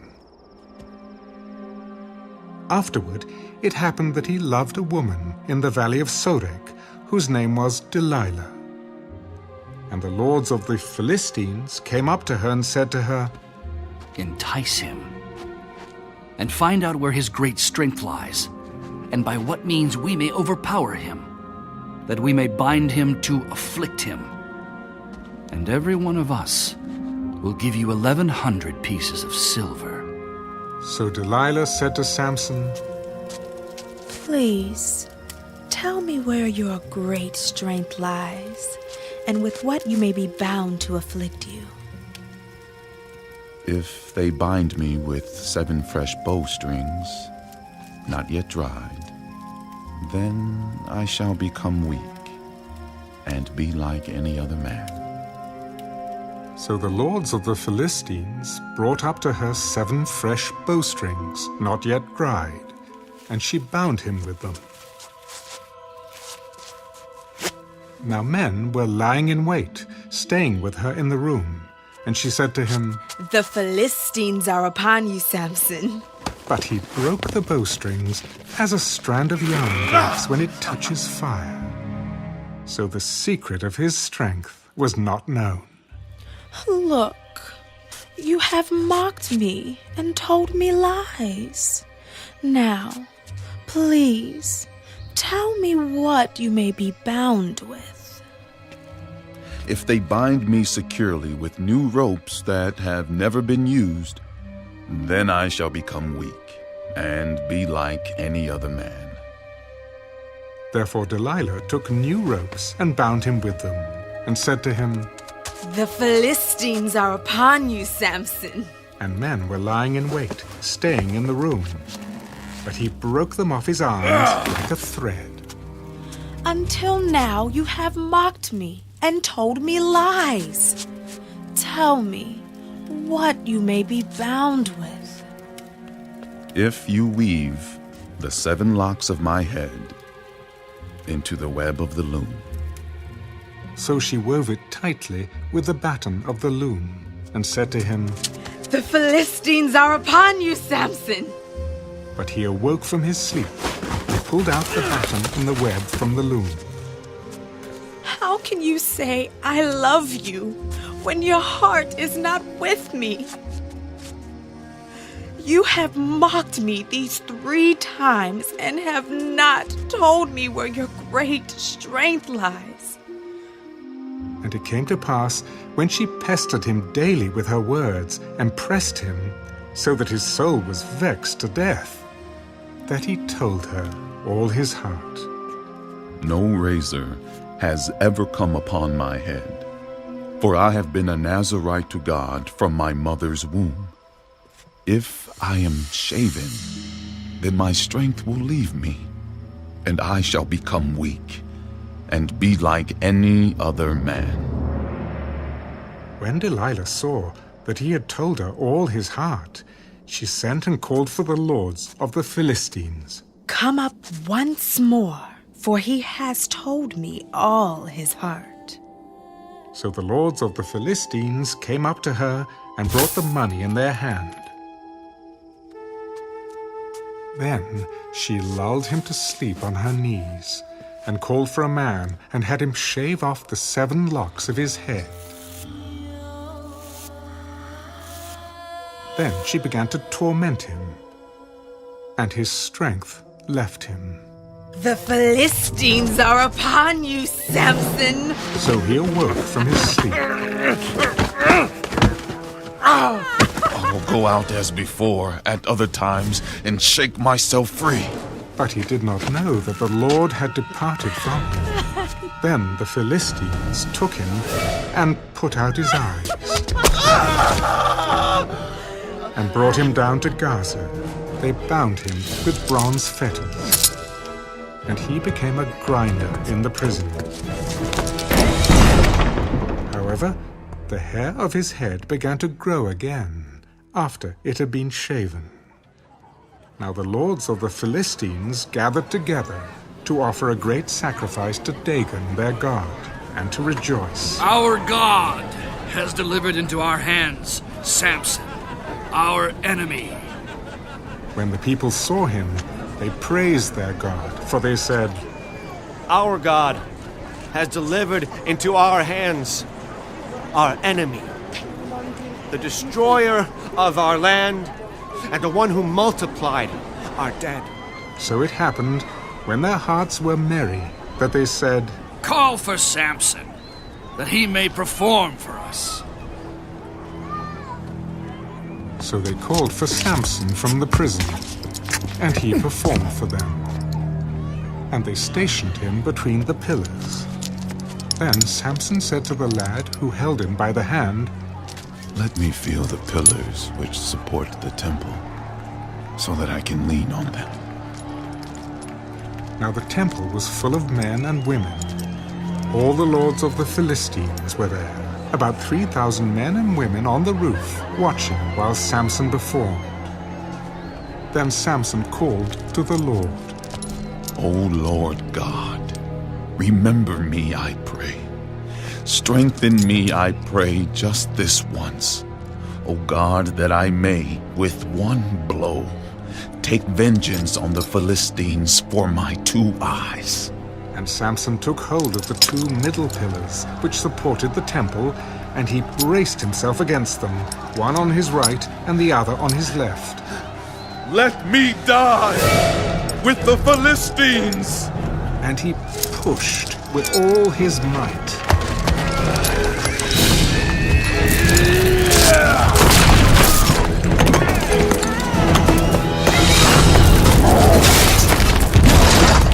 And the temple fell on the lords and all the people who were in it. So the dead that he killed at his death were more than he had killed in his life.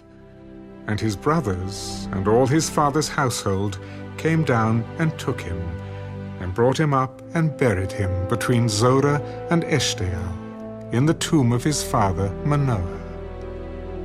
He had judged Israel 20 years.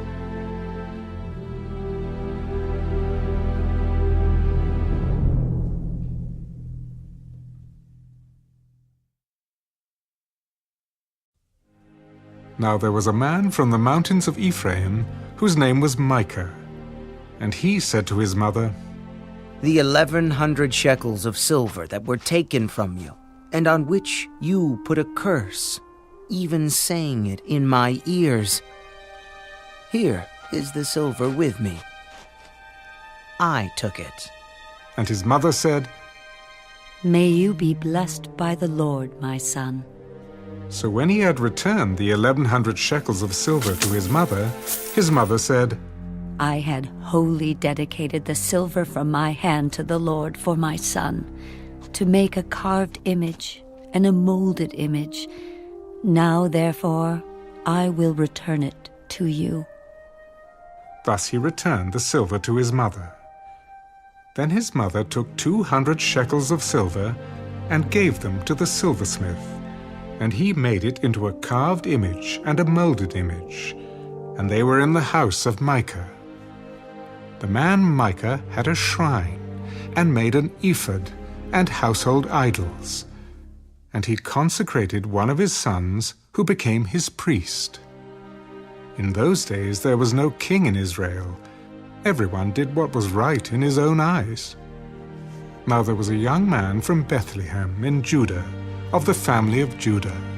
He was a Levite, and was staying there. The man departed from the city of Bethlehem in Judah to stay wherever he could find a place. Then he came to the mountains of Ephraim, to the house of Micah, as he journeyed. And Micah said to him, "Where do you come from?" "I am a Levite from Bethlehem in Judah, and I am on my way to find a place to stay." "Dwell with me, and be a father and a priest to me, and I will give you 10 shekels of silver per year, a suit of clothes, and your sustenance." So the Levite went in. Then the Levite was content to dwell with the man, and the young man became like one of his sons to him. So Micah consecrated the Levite, and the young man became his priest and lived in the house of Micah. Then Micah said, "Now I know that the Lord will be good to me, since I have a Levite as priest."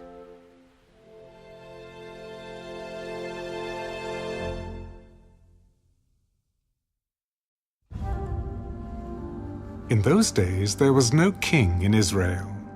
And in those days the tribe of the Danites was seeking an inheritance for itself to dwell in. For until that day their inheritance among the tribes of Israel had not fallen to them. So the children of Dan sent 5 men of their family from their territory, men of valor from Zorah and Eshtaol, to spy out the land and search it. They said to them, "Go, search the land." So they went to the mountains of Ephraim, to the house of Micah, and lodged there. While they were at the house of Micah, they recognized the voice of the young Levite. They turned aside and said to him, "Who brought you here? What are you doing in this place? What do you have here?" Thus and so Micah did for me. He has hired me, and I have become his priest. Well, please inquire of God that we may know whether the journey on which we will go will be prosperous. Go in peace. The presence of the Lord will be with you on your way. So the 5 men departed and went to Laish.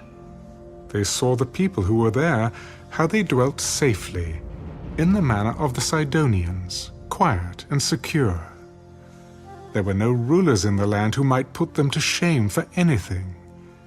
They were far from the Sidonians, and they had no ties with anyone. Then the spies came back to their brethren at Zorah and Eshtaol, and their brethren said to them, "What is your report?" "Arise, let us go up against them, for we have seen the land, and indeed it is very good. Would you do nothing? Do not hesitate to go and enter to possess the land. When you go, you will come to a secure people and a large land, for God has given it into your hands, a place where there is no lack of anything that is on the earth." And 600 men of the family of the Danites went from there, from Zorah and Eshtaol, armed with weapons of war. Then they went up and encamped at Kirjath-jearim in Judah. Therefore they call that place Mahane Dan to this day. There it is, west of Kirjath-jearim. And they passed from there to the mountains of Ephraim and came to the house of Micah. Then the 5 men who had gone to spy out the country of Laish answered and said to their brethren, "Do you know that there are in these houses an ephod, household idols, a carved image, and a molded image? Now therefore, consider what you should do." So they turned aside there, and came to the house of the young Levite man, to the house of Micah, and greeted him. The 600 men, armed with their weapons of war, who were of the children of Dan, stood by the entrance of the gate. Then the 5 men who had gone to spy out the land went up. Entering there, they took the carved image, the ephod, the household idols, and the molded image. The priests stood at the entrance of the gate with the 600 men who were armed with weapons of war. When these went into Micah's house and took the carved image, the ephod, and the household idols, and the molded image, the priest said to them, "What are you doing?" "Be quiet, put your hand over your mouth, and come with us. Be a father and a priest to us. Is it better for you to be a priest to the household of one man, or that you be a priest to a tribe and a family in Israel?" So the priest's heart was glad, and he took the ephod, the household idols, and the carved image, and took his place among the people. Then they turned and departed, and put the little ones, the livestock, and the goods in front of them. When they were a good way from the house of Micah, the men who were in the houses near Micah's house gathered together and overtook the children of Dan. And they called out to the children of Dan. So they turned around and said to Micah, "What ails you, that you have gathered such a company?" "You have taken away my gods, which I made, and the priest, and you have gone away. Now what more do I have? How can you say to me, 'What ails you?'" Do not let your voice be heard among us, lest angry men fall upon you, and you lose your life with the lives of your household. Then the children of Dan went their way. And when Micah saw that they were too strong for him, he turned and went back to his house. So they took the things Micah had made, and the priest who had belonged to him, and went to Laish, to a people quiet and secure. And they struck them with the edge of the sword, and burned the city with fire. There was no deliverer, because it was far from Sidon, and they had no ties with anyone. It was in the valley that belongs to Beth-rehob. So they rebuilt the city and dwelt there. And they called the name of the city Dan, after the name of Dan their father, who was born to Israel. However, the name of the city formerly was Laish. Then the children of Dan set up for themselves the carved image. And Jonathan, the son of Gershom, the son of Manasseh, and his sons were priests to the tribe of Dan until the day of the captivity of the land. So they set up for themselves Micah's carved image which he made, all the time that the house of God was in Shiloh.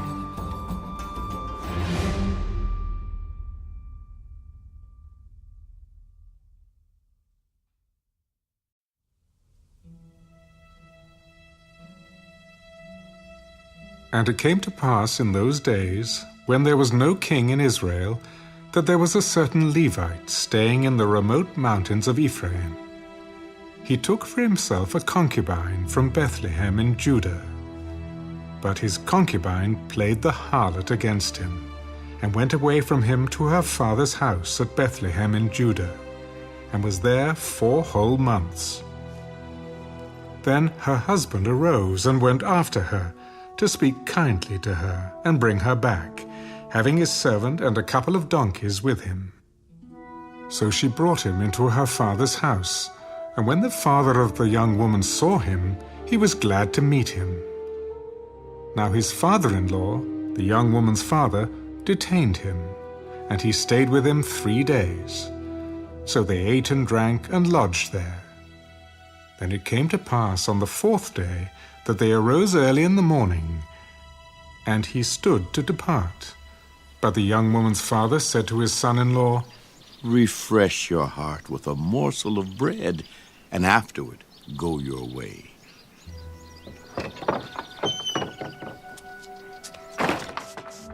So they sat down, and the 2 of them ate and drank together. Then the young woman's father said to the man, Please be content to stay all night, and let your heart be merry. And when the man stood to depart, his father-in-law urged him. So he lodged there again. Then he arose early in the morning on the 5th day to depart. But the young woman's father said, Please refresh your heart. So they delayed until afternoon, and both of them ate. And when the young man stood to depart, he and his concubine and his servant, his father-in-law, the young woman's father, said to him, Look, the day is now drawing toward evening. Please spend the night. See, the day is coming to an end. Lodge here that your heart may be merry. Tomorrow, go your way early, so that you may get home. However, the man was not willing to spend that night. So he rose and departed, and came to opposite Jebus, that is, Jerusalem. With him were the 2 saddled donkeys. His concubine was also with him. They were near Jebus, and the day was far spent. And the servant said to his master, Come, please, and let us turn aside into the city of the Jebusites and lodge in it. But his master said to him, We will not turn aside here into a city of foreigners, who are not of the children of Israel. We will go on to Gibeah. Come, let us draw near to one of these places, and spend the night in Gibeah, or in Ramah. And they passed by, and went their way. And the sun went down on them near Gibeah, which belongs to Benjamin. They turned aside there to go in to lodge in Gibeah.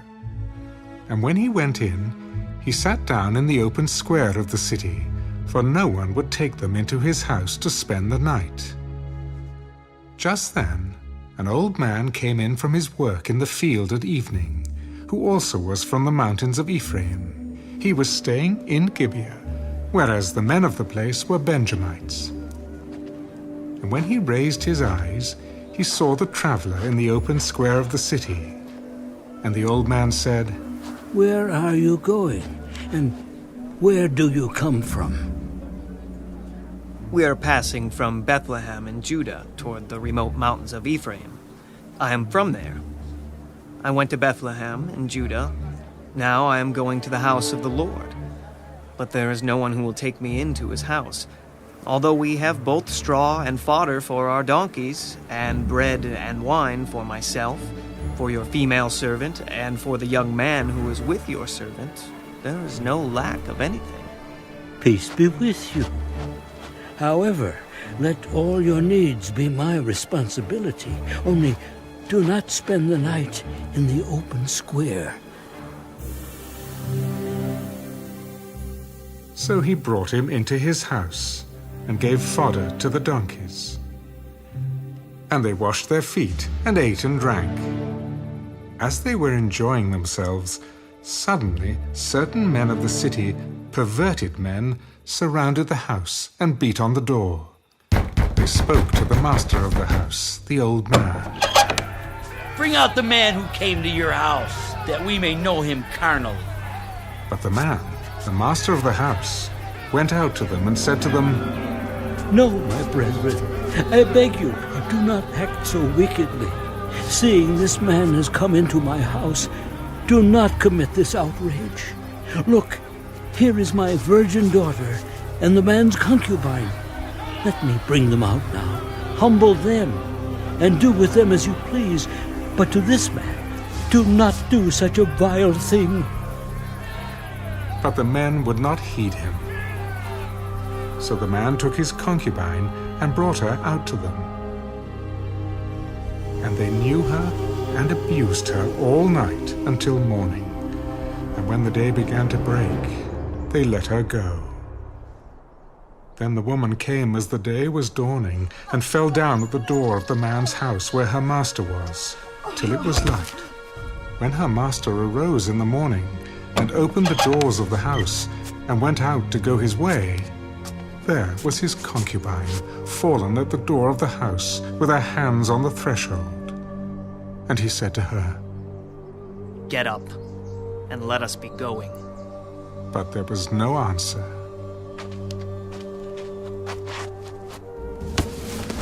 So the man lifted her onto the donkey. And the man got up and went to his place.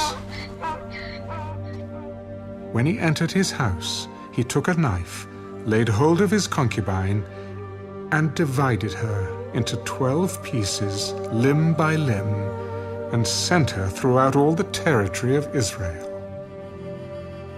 And so it was that all who saw it said, No such deed has been done or seen from the day that the children of Israel came up from the land of Egypt until this day.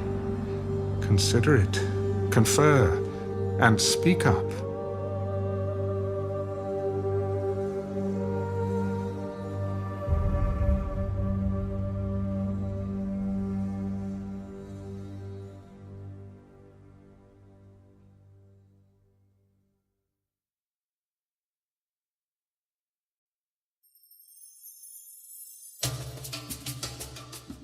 So all the children of Israel came out, from Dan to Beersheba, as well as from the land of Gilead, and the congregation gathered together as one man before the Lord at Mizpah. And the leaders of all the people, all the tribes of Israel, presented themselves in the assembly of the people of God, 400,000 foot soldiers who drew the sword. Now the children of Benjamin heard that the children of Israel had gone up to Mizpah. Then the children of Israel said, Tell us, how did this wicked deed happen? So the Levite, the husband of the woman who was murdered, answered, My concubine and I went into Gibeah, which belongs to Benjamin, to spend the night, and the men in Gibeah rose against me and surrounded the house at night because of me. They intended to kill me, but instead they ravished my concubine so that she died. So I took hold of my concubine, cut her in pieces, and sent her throughout all the territory of the inheritance of Israel, because they committed lewdness and outrage in Israel. Look, all of you are children of Israel. Give your advice and counsel here and now. So all the people arose as one man. None of us will go to his tent, nor will any turn back to his house. But now this is the thing which we will do to Gibeah. We will go up against it by lot. We will take 10 men out of every 100 throughout all the tribes of Israel, 100 out of every 1,000, and 1,000 out of every 10,000 to make provisions for the people, that when they come to Gibeah in Benjamin, they may repay all the vileness that they have done in Israel. So all the men of Israel were gathered against the city, united together as one man. Then the tribes of Israel sent men through all the tribe of Benjamin, saying, "What is this wickedness that has occurred among you? Now therefore, deliver up the men, the perverted men who are in Gibeah, that we may put them to death and remove the evil from Israel." But the children of Benjamin would not listen to the voice of their brethren, the children of Israel. Instead, the children of Benjamin gathered together from their cities to Gibeah to go to battle against the children of Israel. And from their cities at that time, the children of Benjamin numbered 26,000 men who drew the sword, besides the inhabitants of Gibeah, who numbered 700 select men. Among all this people were 700 select men who were left-handed. Everyone could sling a stone at a hair's breadth and not miss. Now, besides Benjamin, the men of Israel numbered 400,000 men who drew the sword. All of these were men of war. Then the children of Israel arose and went up to the house of God to inquire of God, "Which of us shall go up first to battle against the children of Benjamin?" The Lord said, "Judah first." So the children of Israel rose in the morning and encamped against Gibeah. And the men of Israel went out to battle against Benjamin. And the men of Israel put themselves in battle array to fight against them at Gibeah. Then the children of Benjamin came out of Gibeah, and on that day cut down to the ground 22,000 men of the Israelites. And the people, that is, the men of Israel, encouraged themselves, and again formed the battle line at the place where they had put themselves in array on the first day. Then the children of Israel went up and wept before the Lord until evening, and asked counsel of the Lord. "Shall I again draw near for battle against the children of my brother Benjamin?" And the Lord said, "Go up against him." So the children of Israel approached the children of Benjamin on the second day. And Benjamin went out against them from Gibeah on the second day, and cut down to the ground 18,000 more of the children of Israel. All these drew the sword. Then all the children of Israel, that is, all the people, went up and came to the house of God and wept. They sat there before the Lord and fasted that day until evening. And they offered burnt offerings and peace offerings before the Lord. So the children of Israel inquired of the Lord. The ark of the covenant of God was there in those days, and Phinehas, the son of Eleazar, the son of Aaron, stood before it in those days. "Shall I yet again go out to battle against the children of my brother Benjamin? Or shall I cease?" And the Lord said, "Go up, for tomorrow I will deliver them into your hand." Then Israel set men in ambush all around Gibeah. And the children of Israel went up against the children of Benjamin on the third day, and put themselves in battle array against Gibeah, as at the other times. So the children of Benjamin went out against the people, and were drawn away from the city. They began to strike down and kill some of the people, as at the other times, in the highways, one of which goes up to Bethel and the other to Gibeah, and in the field, about 30 men of Israel. And the children of Benjamin said, "They are defeated before us, as at first. But the children of Israel said, "Let us flee and draw them away from the city to the highways." So all the men of Israel rose from their place and put themselves in battle array at Baal Tamar. Then Israel's men in ambush burst forth from their position in the plain of Geba. And 10,000 select men from all Israel came against Gibeah, and the battle was fierce. But the Benjamites did not know that disaster was upon them. The Lord defeated Benjamin before Israel. And the children of Israel destroyed that day 25,100 Benjamites, all these through the sword. So the children of Benjamin saw that they were defeated. The men of Israel had given ground to the Benjamites because they relied on the men in ambush whom they had set against Gibeah. And the men in ambush quickly rushed upon Gibeah. The men in ambush spread out and struck the whole city with the edge of the sword. Now the appointed signal between the men of Israel and the men in ambush was that they would make a great cloud of smoke rise up from the city, whereupon the men of Israel would turn in battle.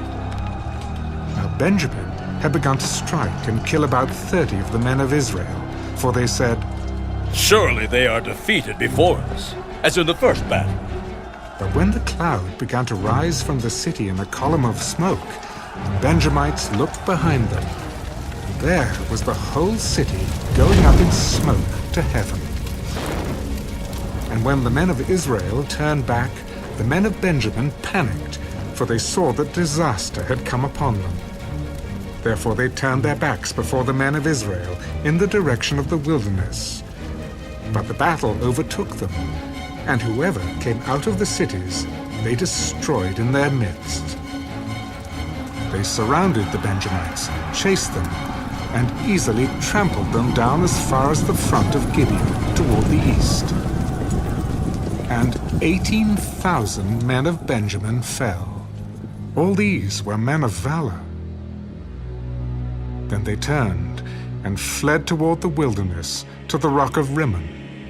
And they cut down 5,000 of them on the highways.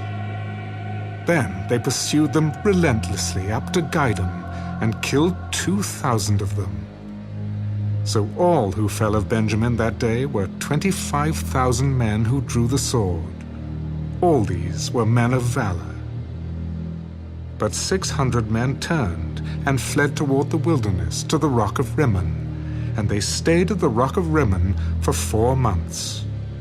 And the men of Israel turned back against the children of Benjamin and struck them down with the edge of the sword from every city, men and beasts, all who were found.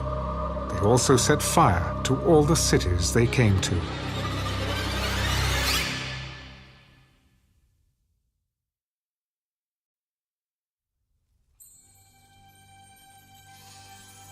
Now the men of Israel had sworn an oath at Mizpah. None of us shall give his daughter to Benjamin as a wife.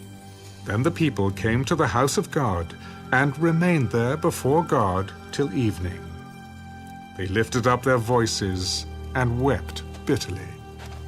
O Lord God of Israel, why has this come to pass in Israel, that today there should be one tribe missing in Israel? So it was, on the next morning, that the people rose early and built an altar there, and offered burnt offerings and peace offerings. The children of Israel said, Who is there among all the tribes of Israel who did not come up with the assembly to the Lord?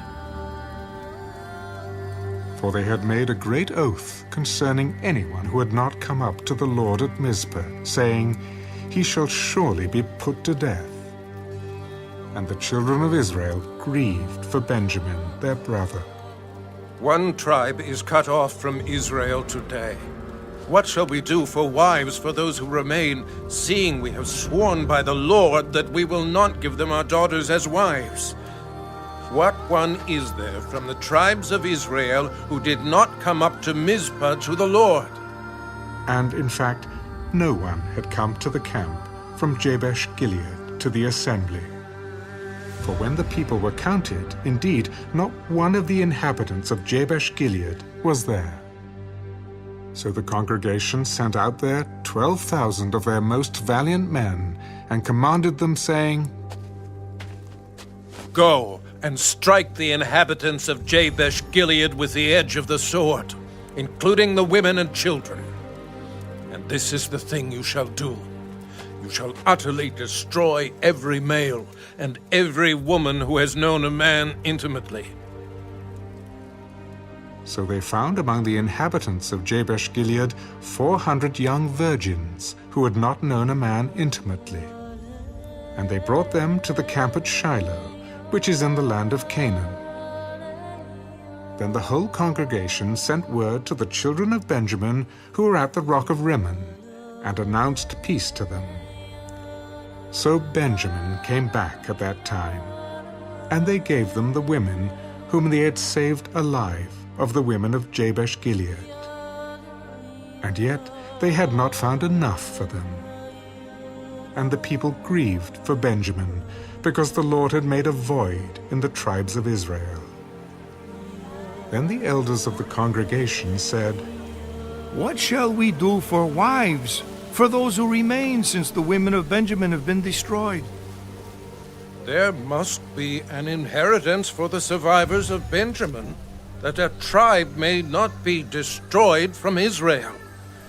However, we cannot give them wives from our daughters, for the children of Israel have sworn an oath, saying, Cursed be the one who gives a wife to Benjamin.